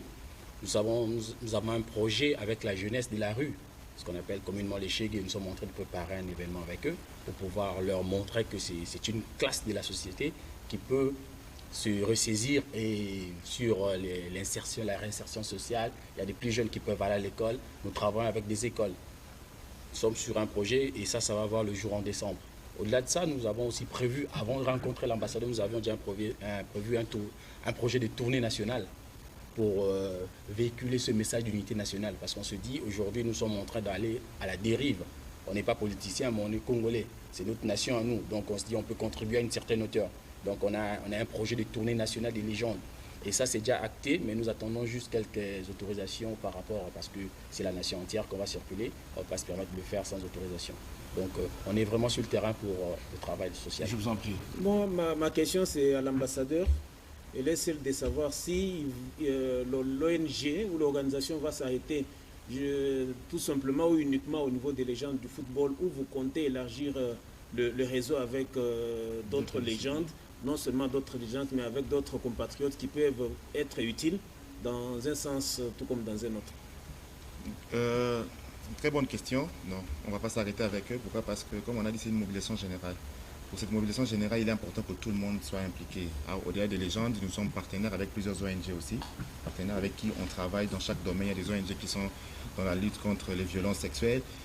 En fait, l'idée, c'est que tout le monde mette leurs mains dans la pâte. Et surtout, le Congo est tellement grand que seul, on ne peut pas justement résoudre tout le problème. Il est important de travailler en synergie. L'idée pour nous, c'est de créer un nouveau réseau, un réseau de jeunes, un écosystème justement des personnes qui travaillent avec la même vision, avec l'intérêt justement de cette société. Alors c'est vrai que vous avez parlé de la jeunesse, jeunesse évidemment, on vous dira de 7 à 77 ans, il y a ce qu'on appelle les Koulouna en cravate.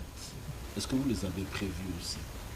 Parce que c'est vrai, le nivellement de la société ne doit pas se faire seulement par le bas, mais aussi par le haut. Ce sont eux,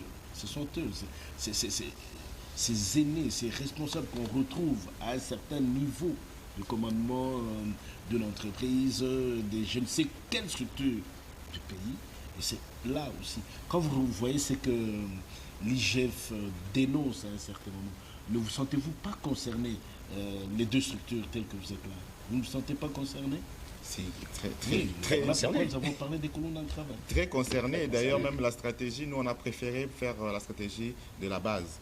Ça veut dire qu'aujourd'hui, si on doit, entre nous, réapprendre à s'aimer ou à réapprendre les bonnes manières, on préfère toucher la base, c'est-à-dire le plus jeune, pour que d'ici 5 ans, 10 ans, cette nouvelle génération de jeunes puisse avoir une autre façon de voir les choses. Alors, dans ce travail-là, effectivement, sera touché aussi la catégorie dont vous parlez. Mais vous savez, aujourd'hui, il est difficile de redresser un arbre qui est penché.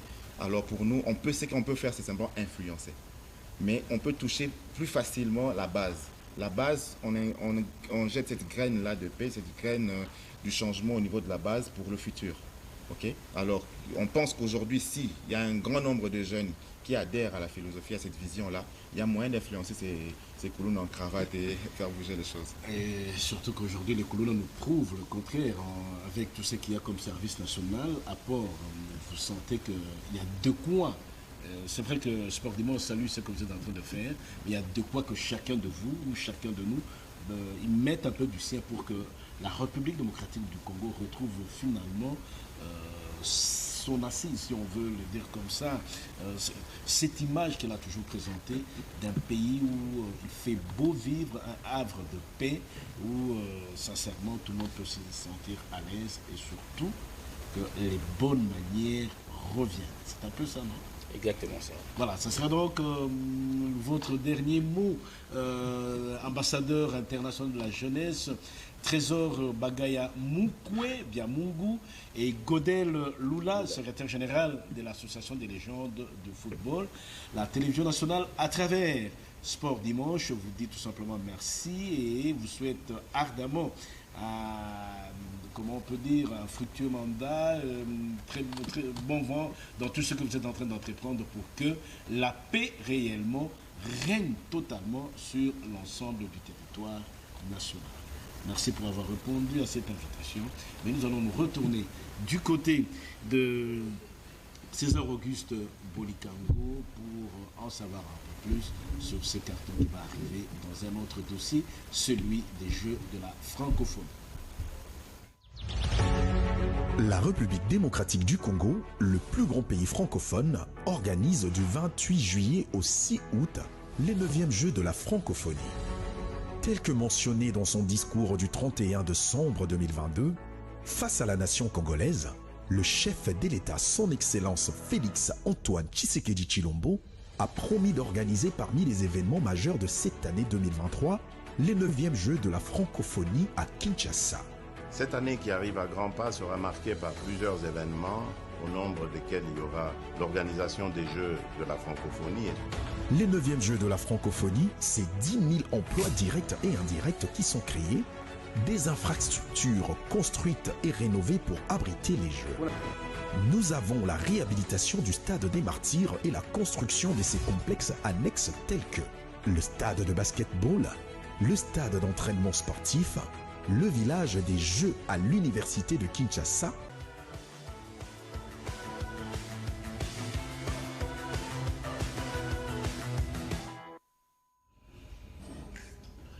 Allez, voilà, nous sommes donc dans la page de la francophonie, les 9e Jeux de la francophonie. C'est vrai, ça sera du 28 juillet au 6 août prochain. Et là, en cette date, Jean de Dieu Mukendi, nous sommes le 22, c'est le quantième aujourd'hui, le 22. Nous sommes le 21.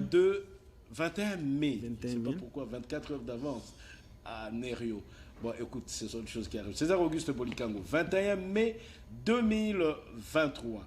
Nous sommes donc à 68 jours du coup d'envoi de la 9e édition des Jeux de la francophonie. Pourquoi nous insistons? Parce que c'est la ville de Kinshasa. Autrement, c'est la République démocratique du Congo qui va organiser les 9e Jeux de la francophonie. Et à 68 jours du coup d'envoi des 9e Jeux de la francophonie, la télévision nationale, à travers son émission Sport Dimanche, revient sur les préparatifs des athlètes. Et là, nous allons tous nous rendre au stade de Martyrs, où se déroule présentement la 2e édition des clubs francophones, des championnats d'Afrique des clubs francophones d'athlétisme. Image de Bonheur Mafouana.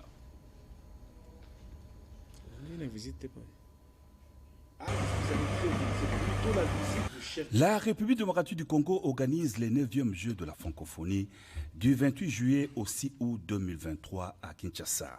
Les dates s'approchent. Le président de la République, Félix Antoine Tshisekedi Tshilombo, a effectué ce mercredi 17 mai une visite des chantiers d'infrastructure de ces Jeux pour s'enquérir personnellement de l'état d'avancement des travaux. Premier site visité, le stade de Martyrs. Le chef de l'État est accueilli à son arrivée par le ministre des Sports, Jean-François Kaboulo Mwana Kaboulo. Il salue sur place le Premier ministre Jean-Michel Sama-Lukonde, le ministre de la Communication et Médias Patrick Mouyaya et les responsables de l'entreprise Compagnie Générale des Constructions qui remettent au chef de l'État le cadeau d'un ballon en prélude à l'inauguration très prochaine du premier terrain moderne de handball. Le complexe sportif du stade de Martyrs vient de s'agrandir avec des terrains de différentes disciplines sportives. Le chef de l'État a été convié à la visite du gymnase comprenant notamment 2 terrains d'une capacité de 5 000 et 3 000 personnes qui vont abriter les compétitions de handball, volleyball, judo. Le président de la République a aussi visité le bâtiment administratif en réhabilitation et le terrain annexe bien aménagé au sein des installations du stade de Martyrs. Une autre réalisation qui sera bientôt inaugurée, c'est le stadium de basketball de plus ou moins 800 places. Le chef de l'État a terminé sa visite par l'ère des Jeux du stade de Martyrs. L'on pourra bien accueillir des compétitions de football et d'athlétisme. Il y a pratiquement un mois que le président de la République a effectué la même ronde. Sa visite s'est avérée un coup d'accélérateur aux travaux dans les différents chantiers. L'énorme défi est en train d'être relevé. L'ensemble des travaux a été réalisé à 90% au stade de Martyrs. Pour sa 2e visite sur ces sites après celle d'avril dernier, le président de la République est revenu pour s'enquérir personnellement de l'évolution des travaux.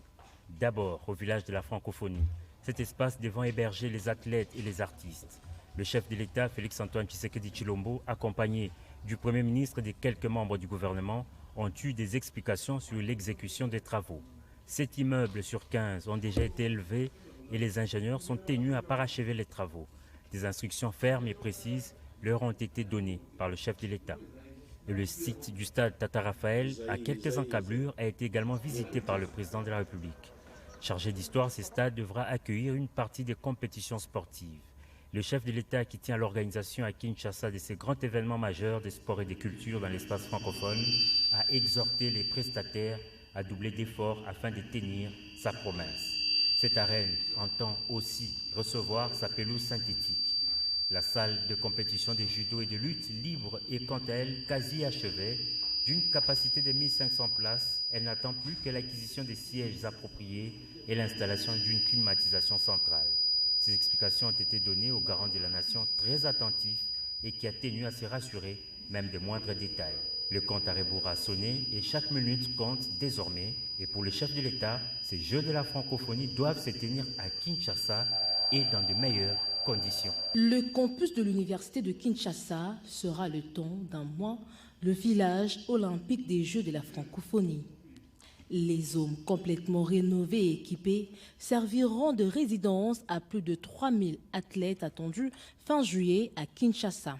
Soucieux de faire des 9e Jeux de la francophonie un moment historique, le président de la République, Félix-Antoine Tshisekedi Tshilombo, a visité ce mercredi les résidences d'étudiants. Au total, 14 bâtiments résidentiels offrent un confort pour abriter les compétiteurs. Pour l'entrepreneur EGECOC, le campus de l'UNIKIN est prêt pour accueillir les athlètes. Si il faut parler par exemple des bâtiments, nous sommes à plus de 80%. Il y a la voirie qui est faite vers 60%. La clôture, je peux l'estimer aussi à plus de 60%. Donc, je peux prendre une moyenne d'à peu près 72% par exemple.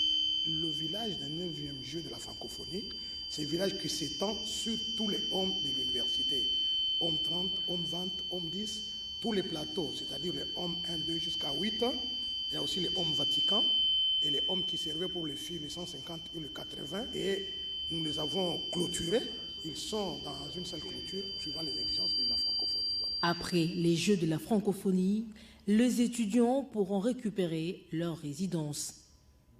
Au nom de toute la communauté estudiantine de l'Université de Kinshasa, nous adressons nos sincères remerciements à l'endroit de son Excellence, Monsieur le Président de la République, Félix-Antoine Tshisekedi Tshilombo. Nous sommes prêts à l'accompagner, mais seulement pour l'accompagner, nous devons être équipés, nous devons être formés dans les conditions internationales pour pouvoir justement être compétitifs.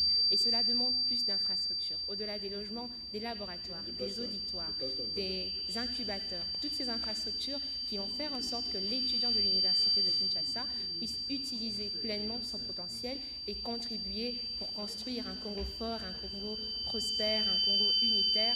Plus grand pays francophone du monde, la République démocratique du Congo veut réussir le pari d'organiser les 9e Jeux d'ici fin juillet. Tout sera prêt.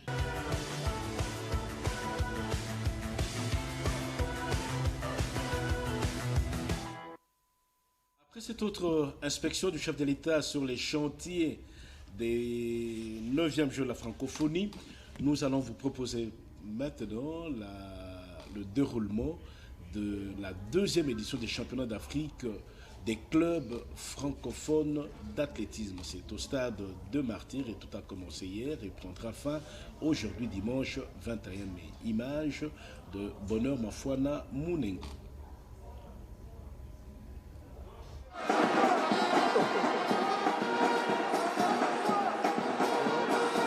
La 2e édition des championnats d'Afrique des clubs champions francophones se déroule à Kinshasa du 20 au 21 mai 2023. Le Cameroun, le Gabon, le Congo-Brazzaville et la République démocratique du Congo y prennent part. C'est une bonne occasion pour ces pays qui préparent les 9e Jeux de la francophonie. Ça se fera sous la cohésion, la tranquillité et la paix. Puisque le chef de l'État va lancer la grande cérémonie de la francophonie, nous sommes très heureux que ça puisse avoir lieu chez nous. Au nom de l'association francophone de fédération d'athlétisme, je déclare ouverte cette cérémonie et ce grand meeting qui aura lieu chez nous à Kinshasa. Merci beaucoup.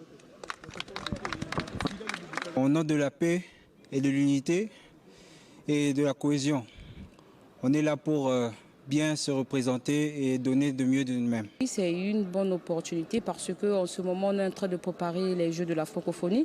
Ça nous permet au moins de se voir avec quelques adversaires et voir comment les performances vont donner. Là, c'est une bonne idée vraiment pour nous les athlètes. On entraîne, oui, mais on n'est pas bien soutenu. Parce que si on nous soutenait encore plus, parce que nous sommes en train de nous entraîner avec nos propres efforts, si on nous soutenait encore plus, je crois qu'on va faire encore mieux.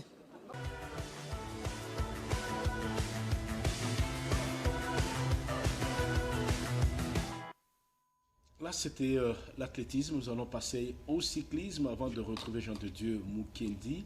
Et là, il faut dire, Jean de Dieu, que c'est plutôt le premier vice-président qui fait office de président au niveau de la FECOSI, et Racheli Congolo, et le secrétaire général, j'allais dire Jean de Dieu, non, c'est JC Congolo, qui se sont exprimés. Pour eux, c'est vrai qu'ils misent sur 3 villes, Goma,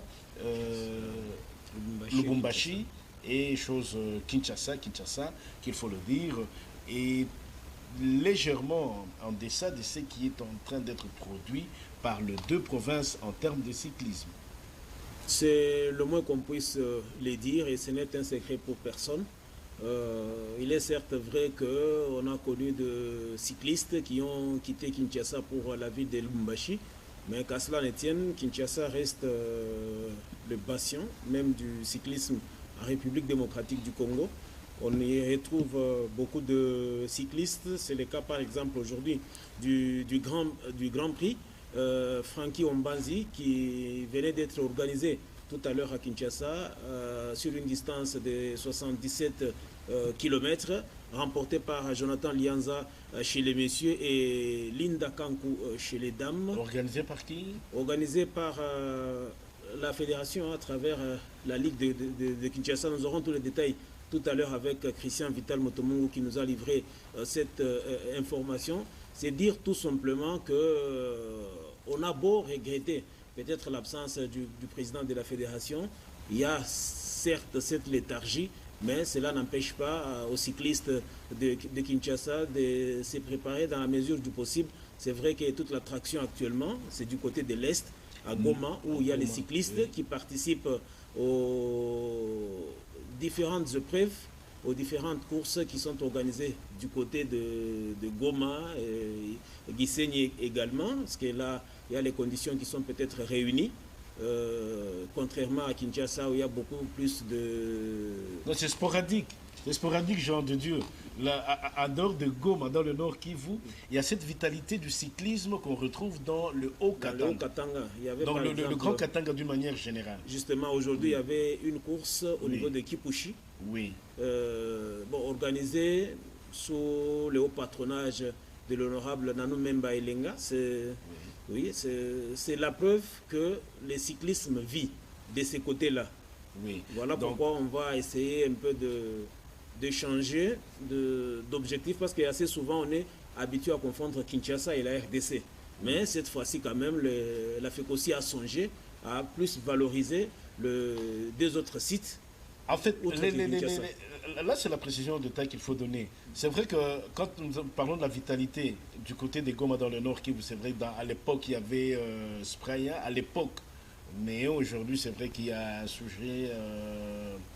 je vais retrouver son nom, c'est Guy, un sujet camerounais qui aime bien le cyclisme et qui aide même les cyclistes filles ou femmes de ce côté-là à pouvoir aller de l'avant. Mais si on va maintenant dans le Haut-Katanga, c'est plus la Ligue. C'est vrai qu'au niveau de l'entente de Lubumbashi, il y avait Nanou Memba, mais qui est resté un très grand opérateur sportif, qui aime bien le cyclisme, ça se déroule bien de ce côté-là.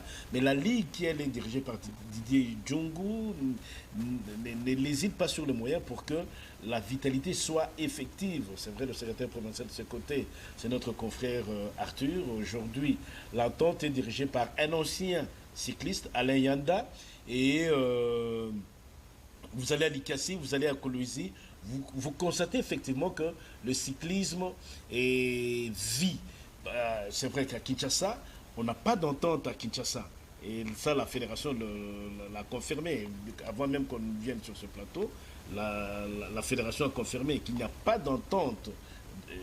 Entente urbaine alors? L'entente urbaine n'existe pas à Kinshasa. La question que vous avez posée tout à l'heure, c'est l'entente de Lukunga qui a organisé la course du jour. Non, ça n'existe pas.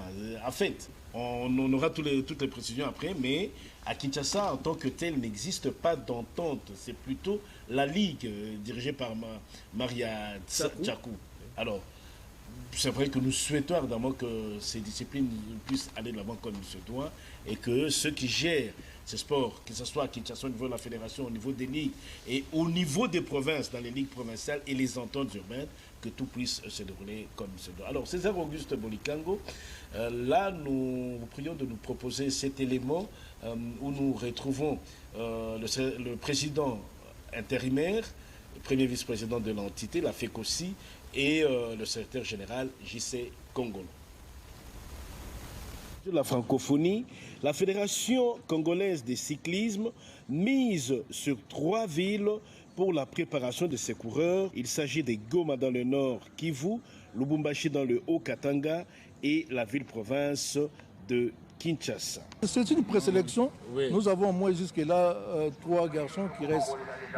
6 filles, 3 garçons au niveau de Kinshasa. Au niveau du Katanga, comme je vous l'ai dit, il reste qu'un seul athlète sur le messier. Là, c'est Loïc qui répond à des critères. Donc, c'est ça. Et le reste du groupe viendra de Goma. La compétition, c'est sur route, c'est le calendrier déjà connu. Donc, les 29, les filles courent. Là, il y aura le 29 juillet. Le 30 juin, c'est le 30 juillet, là, c'est le garçon. Donc, toujours le départ vers Densele jusqu'au centre-ville ici. Donc, l'arrivée sera constatée devant le palais du peuple. Entre autres difficultés, Monsieur le Président, l'absence du président Motayo s'est fait sentir, elle dérange. Bon, physiquement, comme c'est une équipe, on doit s'en dire. Hein. On aimerait bien être avec lui sur place, mais autrement, par rapport au fonctionnement de l'équipe, il est vraiment présent. Il est vraiment présent avec nous et nous le saluons, nous l'encourageons par rapport aux raisons qui le détiennent jusqu'ici, là où il se trouve. Donc on peut conclure en disant la compétition au Cameroun, le Tour du Cameroun, sera une très bonne opportunité pour notre équipe nationale? Oui, nous y tenons vraiment. Nous mettons, comme nous essayons de nous en habituer, les moyens de manière à ce que ces enfants puissent compétir là. Ça nous donnera un peu la santé réelle de notre équipe. Nous profitons d'ailleurs pour vous donner la délégation qui va se déplacer pour le Cameroun. Officiel comme de la fédération, c'est Olivier Mbouilou qui part avec la délégation. L'entraîneur, c'est Roger Tiyana qui arrive la semaine prochaine ici à Kinshasa. Comme athlète, nous avons Samuel Nyenyezi, nous avons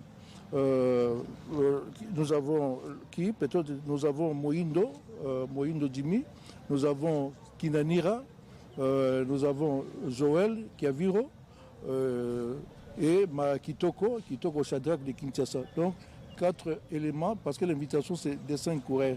Nous avons 4 éléments de Goma et un élément de Kinshasa. Donc ils quittent Kinshasa le 27 mai pour arriver le 28 à Yaoundé. Et espérons que tout ira bien pour les cyclistes RD congolais.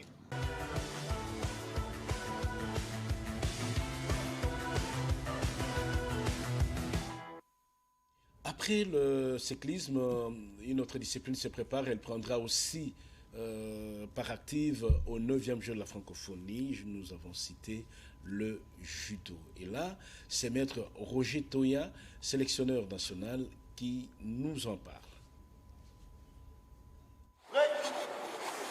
Le sélectionneur national principal de Léopard Judo, maître Roger Toya, plonge sur les 9e jeux de la francophonie et de bien d'autres aspects. Maintenant, nous sommes dans la préparation technique. Il y a aussi des combats amicaux qui vont être organisés. Et nous organisons aussi des chais, donc des combats, des exercices de combat en interne pour voir aussi les comportements de chaque athlète. Et puis après cette étape, il y a la préparation tactique, évidemment, parce que là aussi, il faut voir comment procéder avec des tactiques de combat avec les athlètes. Et évidemment aussi, il faut ajouter l'aspect arbitrage, parce que l'athlète doit connaître aussi les règlements d'arbitrage, parce que sans connaissance de ces règlements-là, l'athlète sera foutu. Est-ce que vous avez des arbitres au niveau de la coordination aujourd'hui? Y a-t-il des arbitres qui vous aident à mieux percevoir, à mieux maîtriser la technique arbitrale? Oui, il y a la coordination à organiser des séminaires ici, des séminaires d'arbitrage, la formation même des arbitres. Juste à peine, à Luanda, nous avons eu l'occasion d'élever un de nos arbitres à la personne de Maître José Mboulou, qui est devenu maintenant un arbitre international. Il sera là avec nous au jeu de la francophonie. Il est d'ailleurs retenu pour officier le jeu de la francophonie en ce qui concerne le judo. Et moi-même, je suis aussi arbitre continental. Et je suis là, en même temps entraîneur national, pour voir, arbitre aussi, pour voir des questions d'arbitrage et régler aussi certains problèmes qu'auront les athlètes. Alors, les athlètes tels que vous les avez sélectionnés, ce sont seulement ceux de Kinshasa ou il y a des sélectionnés venant des provinces? Non, il y a les premiers tournois qui s'est passé à la RTNC au studio Maman Ngebi. Il y a les provinces qui étaient là. Il y a les provinces du Congo central, Lualaba, au Katanga, je pense Équateur et puis Bandundu, je pense, Kinshasa évidemment. Et il y a des athlètes de la province qui se sont aussi qualifiés, ils ont remporté les médailles, ils sont dans la présélection. Et le deuxième tournoi, c'était le challenge Kiwa. Il y a les athlètes du Congo central qui se sont présentés aussi à ce tournoi. Donc nous avons aussi quelques athlètes qui sont au niveau de la présélection, qui sont des athlètes de province.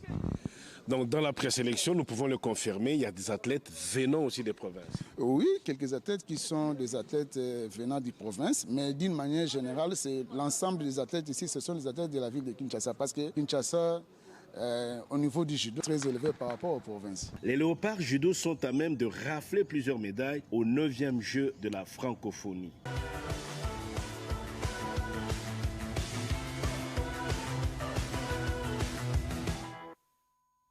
Nous allons rester comme ça dans les sports de combat et cette fois-là, en savoir un peu plus sur l'état de santé actuel du taekwondo tel qu'il était pratiqué chez nous. C'est vrai, il y a quelques 4-5 ans, c'était une attraction, mais aujourd'hui, on ne sent plus ce taekwondo. César Auguste Bolikango, si vous pouvez bien nous proposer cet entretien qu'a eu Jean de Dieu Mukendi avec le président de la fédération de taekwondo, Maître Alain Badiachile. Que ce n'est qu'une impression, parce qu'il n'y a pas eu une couverture médiatique digne, pour ne pas dire appréciable, sur l'ensemble des activités organisées au niveau de la Fédération congolaise de taekwondo et discipline affinitaire. Pour la simple et bonne raison, vous savez que cela demande énormément de moyens, compte tenu de l'envergure qu'on avait imprimée à nos activités, compte tenu de nos participations à toutes les activités qui s'organisaient en international et où nous avons défié les grandes nations de taekwondo. La preuve, le taekwondo congolais est aligné aux Jeux olympiques. Depuis que nous avions qualifié la RDC jusqu'à aujourd'hui, le taekwondo congolais est aligné. C'est la crème des crèmes du mouvement sportif international. C'est-à-dire, dans le contexte que nous vivons, où l'incertitude plane quant au financement de l'ensemble des activités du mouvement sportif national, où on est en train de trier au volet, selon les cas, les fédérations pour lesquelles on décaisse de l'argent, on appuie financièrement, pour lesquels il y a un appui financier. Nous avons dit, dans un contexte pareil, nous nous focalisons sur les activités qui vont permettre à cette discipline de la RDC de continuer à rivaliser d'ardeur sur le plan international. Et ça demande énormément de moyens. Quand vous parlez de la léthargie, pendant ces temps, nous avons été en Chine. Le taekwondo congolais, dans la catégorie d'Arnon Koyi, parce que c'est de lui qu'il s'agit, a décroché la médaille d'or. Vous avez un Congolais qui s'entraîne dans des conditions qui sont les nôtres, avec une filière énergétique qui pose problème, parce que l'alimentation n'est pas de mise. Vous ne pouvez pas rivaliser des performances avec ceux qui sont entraînés dans des conditions optimales.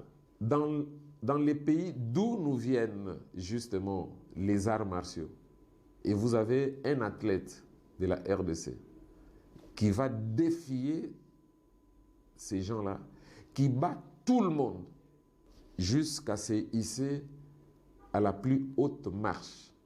Il a une médaille olympique et l'hymne national de la RDC retentit dans des conditions difficiles. À part ça, nous avons été en Jordanie, nous avons été au Liban, nous avons été à Niamey au Niger, nous avons été à Kigali au Rwanda. Le taekwondo congolais a fait des podiums. Je me dis, vous ne pouvez pas être à ce niveau de performance, baisser les bras pour dire non, je dois me focaliser dans les activités connexes pour la visibilité de la fédération. Le taekwondo congolais est bien visible à l'international. Voilà pourquoi son dirigeant est membre du comité exécutif de l'Union mondiale francophone de taekwondo. Son dirigeant est vice-président de la Confédération africaine de taekwondo. Son dirigeant est président des fédérations de taekwondo d'Afrique centrale. Ce n'est pas pour mes beaux yeux, c'est par rapport au travail que j'abats. Les pairs se disent, ce monsieur-là a quelque chose à donner au taekwondo africain. Nous devons exploiter son expertise, qu'il donne ce qu'il a de meilleur au profit de cette jeunesse africaine. Nul n'est prophète chez lui. Mais en international, vous parlez de Bayachile, on va vous dire que c'est un expert avec une expertise éprouvée, avérée. Alors, sur le plan local, justement, par rapport à la visibilité, aujourd'hui, j'ai conscientisé ceux qui travaillent sur le plan local, sur le plan national, de travailler avec la presse. À l'époque, c'est moi qui finançais la presse partout par rapport à ces activités. J'ai dit non, je suis focalisé sur la participation de la RDC aux échéances internationales. Comme on ne peut pas assurer cette participation pleinement par rapport au calendrier, nous choisissons les événements majeurs par lesquels il faut passer pour arriver au stade ultime qui sont les Jeux Olympiques. Et moi, je suis fier que le taekwondo congolais soit aligné là-bas. Nous sommes près d'une centaine de fédérations. Évidemment, les fédérations à discipline olympique, je pourrais dire, gravitent autour d'une vingtaine. Parmi les 20 fédérations, ceux qui participent régulièrement aux Jeux Olympiques, il y a le taekwondo. Touchons du bois que cette fois-ci, ça marche aussi, nonobstant le fait que nous n'avons pas reçu l'appui financier qui pouvait nous permettre de qualifier un athlète comme Arnon Koyi, celui-là même qui a défié les grandes nations de taekwondo. On a imprimé un rythme qui me conforte. Il y a des activités chaque mois de taekwondo, des activités que je finance en partie. Ce sont les organisateurs eux-mêmes qui financent ces activités-là et par souci de les appuyer tant soit peu sur le plan organisationnel, j'y mets un peu mes moyens. Je peux citer certains noms. Vous avez Maître John Mbombo qui est au Kasaï. Vous avez Maître Colin Diboué qui est dans les Katanga.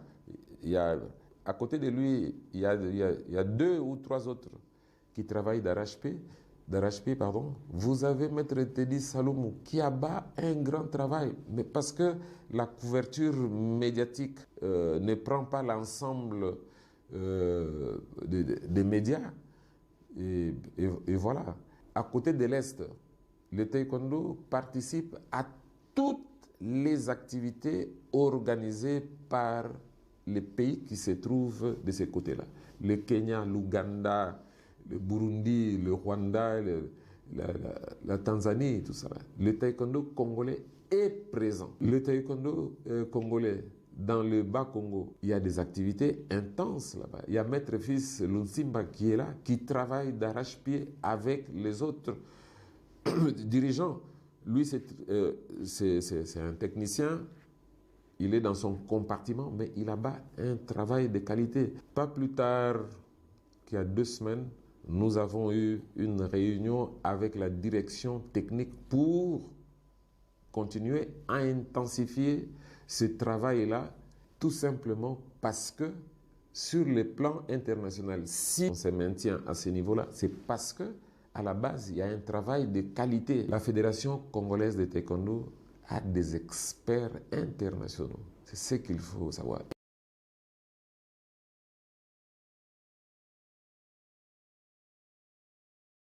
La discipline.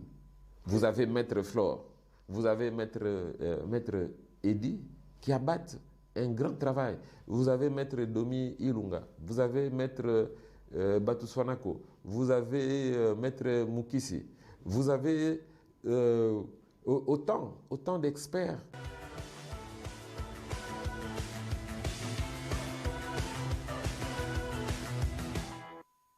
Bien, là, c'était donc cet entretien de Maître Alain Badiachile, président de la Fédération de Taekwondo, et Jean de Dieu Mukendi que nous retrouvons pour le football, mais cette fois-là à travers l'écho de nos léopards. Nous sommes à quelques jours de ce match, la 5e journée des éliminatoires de la CAN Côte d'Ivoire 2024. Alors, Jean de Dieu Mukendi, quelques échos de nos léopards?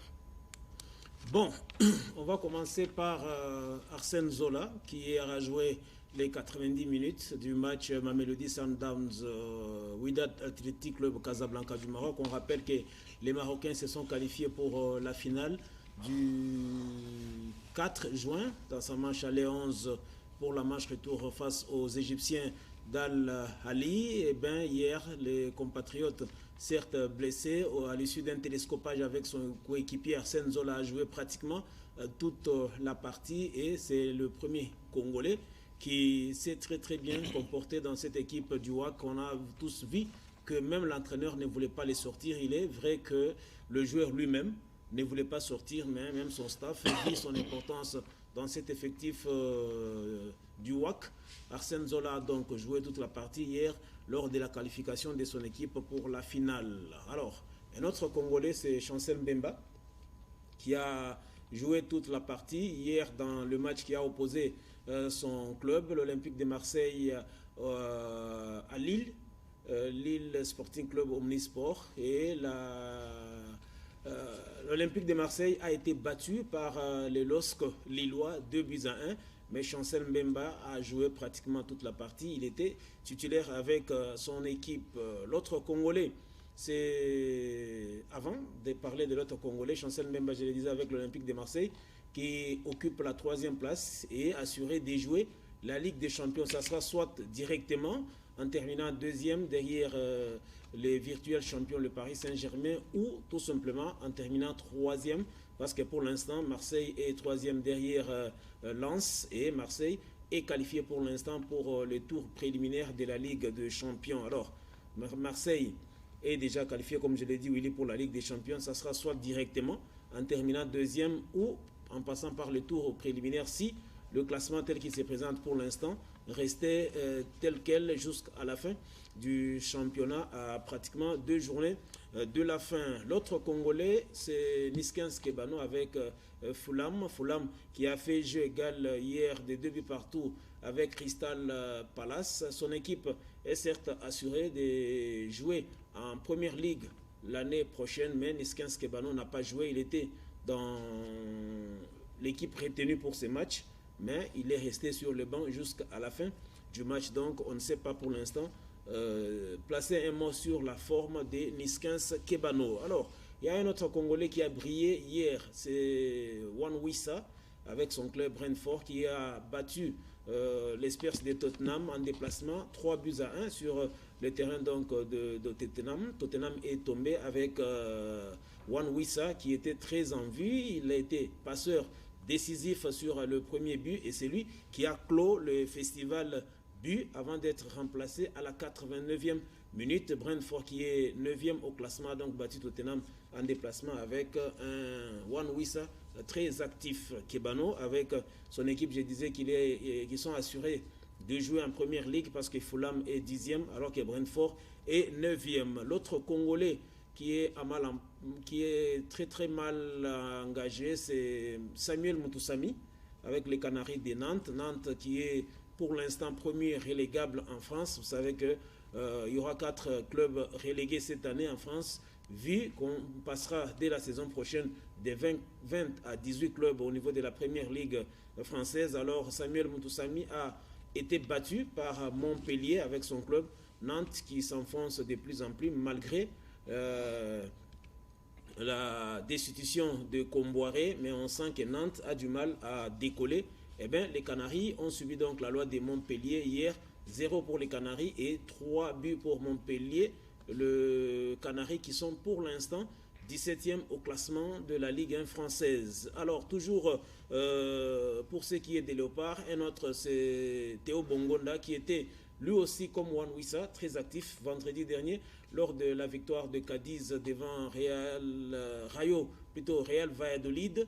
2-0, doublé de Théo Bongonda, le milieu de terrain congolais qui a brillé des 1000 faits lors de ces matchs avant d'être remplacé à la 88e minute. Pour l'instant, son club est 15e avec 38 points au classement, mais n'est pas encore assuré de jouer en Liga l'année prochaine puisqu'il y a le mano à mano au bas fond du classement au niveau de la Liga espagnole. Tout peut encore arriver, mais pour l'instant, les club de Théo Bongonda Cadiz occupe la 15e place du championnat. Alors, les derniers Congolais qu'on a retenus pour ce jour, c'est Silas Katompa, qu'on appelait jadis Wamangituka, qui a joué avec son club de Stuttgart, qui était 17e avant-dernier, avant le coup d'envoi du match qui a opposé tout à l'heure son équipe à Mayence. Eh bien, là, Stuttgart a battu Mayence en déplacement 4-1.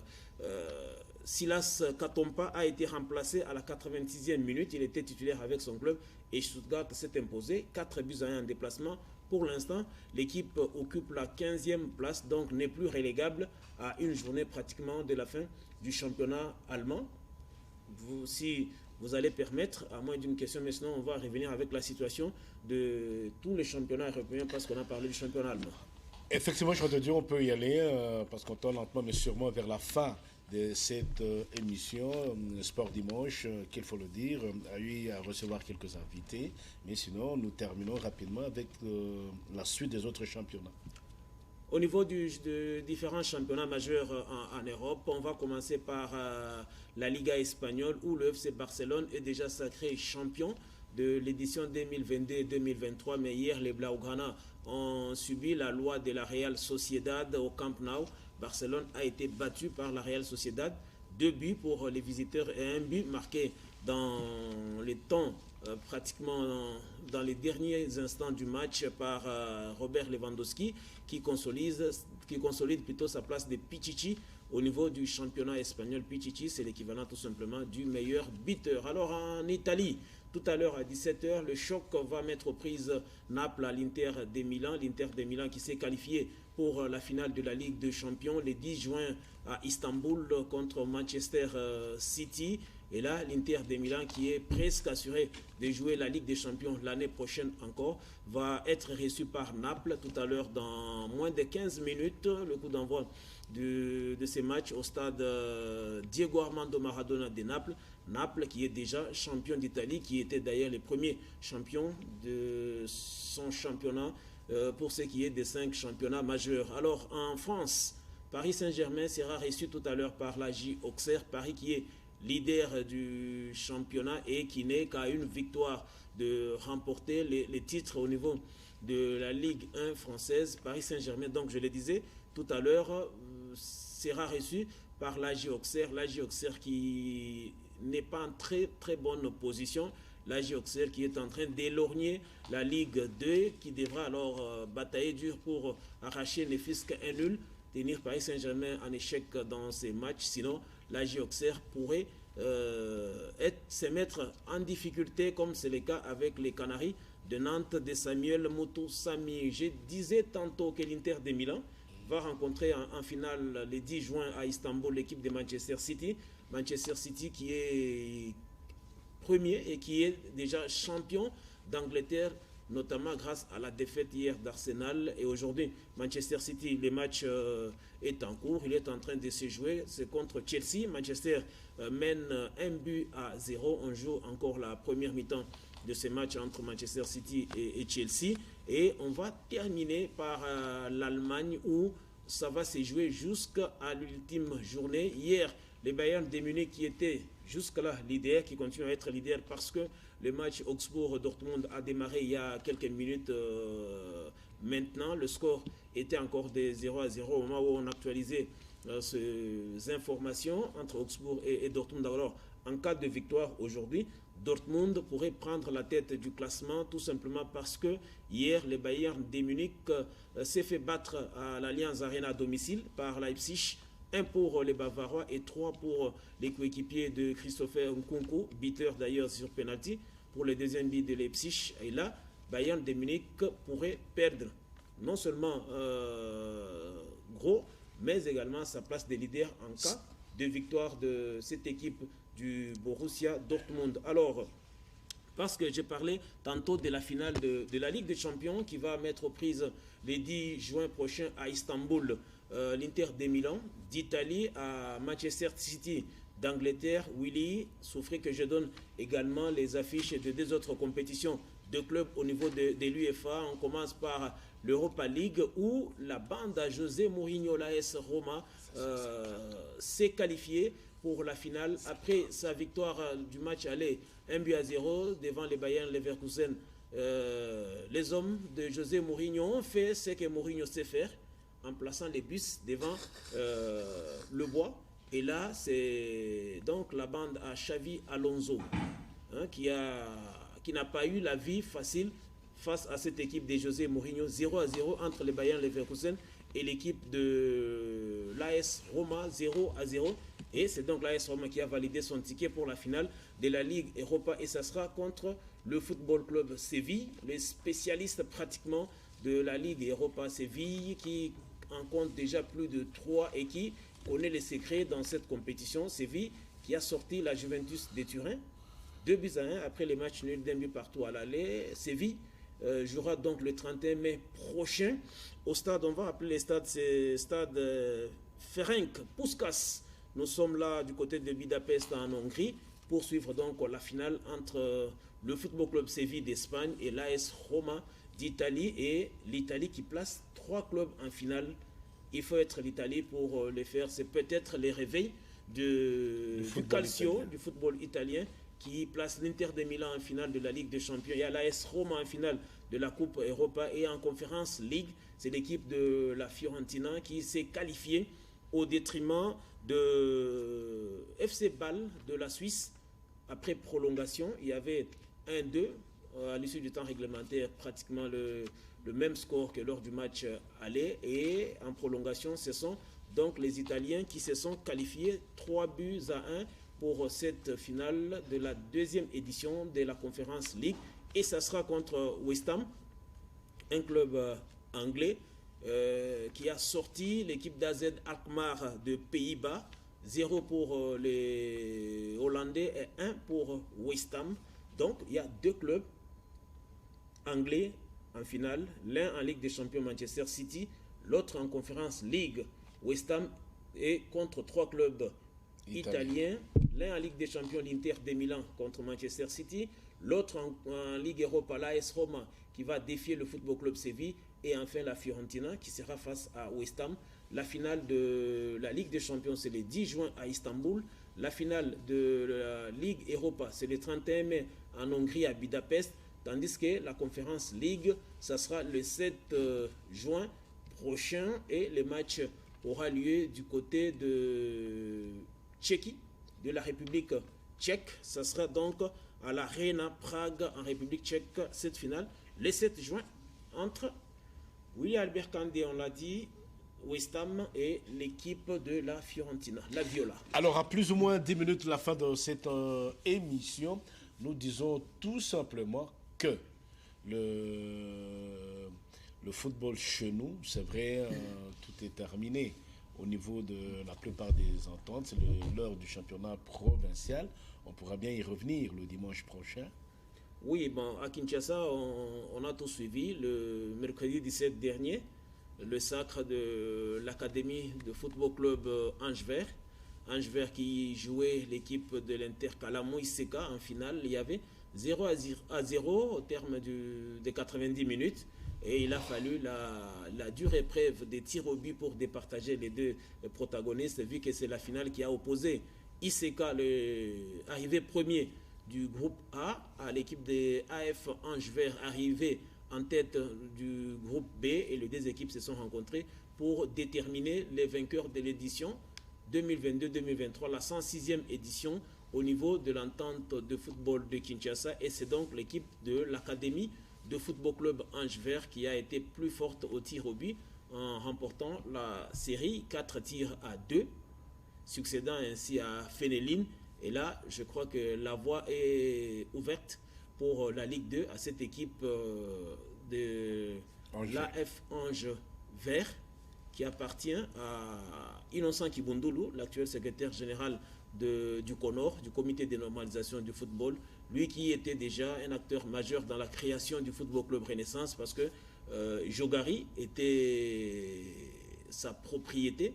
Et c'est lui qui avait fait qu'il y ait naissance du Football Club Renaissance en vendant pratiquement l'équipe des Jogari qui a changé de nom pour devenir le Football Club Renaissance. Et là, c'est une nouvelle équipe, AF Ange Vert, qui a donc remporté la 106e édition du championnat de l'entente de football de Kinshasa, à la grande satisfaction d'Alain Tchepouk, qui est le président de cette entente, qui était très content, qui a salué le travail abattu par les arbitres dans l'ensemble. Il a dit que durant ce championnat, c'est le 3e championnat qu'il organise sous son mandat, qui était de 4 ans, mais qui a été réduit suite à l'installation du comité de normalisation au niveau de la FECOFA, qui a pour mission principale l'organisation des élections à tous les niveaux. Et on l'a dit au début de cette émission que c'est pour le 11 novembre 2023 l'élection au niveau de la fédération, mais entre-temps, il y aura des élections au niveau des entités sub-délégataires, et parmi celles-ci, il y a l'entente de football de Kinshasa et Alain Tchepouk, qui s'est dit très satisfait de son mandat en cours, a dit qu'il pourrait être candidat à sa propre succession. Alors, puisque nous en parlons, il faut dire que le CONOR est, comment on peut dire, est en retraite. Il est en retraite aujourd'hui pour, comment on peut l'appeler, revitaliser davantage les membres du CONOR. Non seulement les membres du CONOR, mais également les agents de la Fédération congolaise de football qui sont à l'école du savoir, qui sentent tout. C'est là également qu'il a eu lieu les travaux des derniers états généraux de sport. C'est une cité pratiquement alors qui est désormais liée au football ou au sport d'une manière générale. On espère bien qu'à l'issue de ces travaux qui se clôturent déjà ou qui se sont déjà clôturés, parce qu'il était question qu'ils terminent aujourd'hui à 17h. Nous espérons que de là vont ressortir des très très bonnes décisions de grandes décisions pour la survie du football congolais. Je crois que c'est en l'absence de Dieudonné Sambi, qui gère l'Econor, qui a pris part à la dernière assemblée de la CAF, à l'issue de laquelle plutôt le nouveau format de la Coupe du Monde a été adopté. La Coupe du Monde qui réserve la part belle à l'Afrique. La CAF devra avoir sans nul doute 10 représentants et il y aura 9 qualifiés directs à l'issue des éliminatoires. Il y aura 9 pôles, on l'a dit, 9 groupes de 6 équipes. Le premier de chaque groupe sera donc qualifié pour ce qui est de l'Afrique, alors que les 4 meilleurs deuxièmes devront s'affronter pour un premier et ensuite un second tour, voir si il y aura un 10e représentant pour celui-là ira aussi en barrage. Exact. Il y a d'abord les barrages au niveau de l'Afrique et ensuite d'autres barrages pour voir s'il y aura 10 qualifiés pour l'Afrique. Mais ce qui est vrai, c'est que la République démocratique du Congo se retrouve dans le chapeau 2. On aura peut-être le temps de revenir avec la composition de tout le chapeau, mais c'est une aubaine de voir que l'Afrique devra passer désormais à 9 ou 10 représentants et ne pas voir la RDC se qualifier pour la Coupe du Monde prochaine. Ça sera donc alors de la très force. embêtant.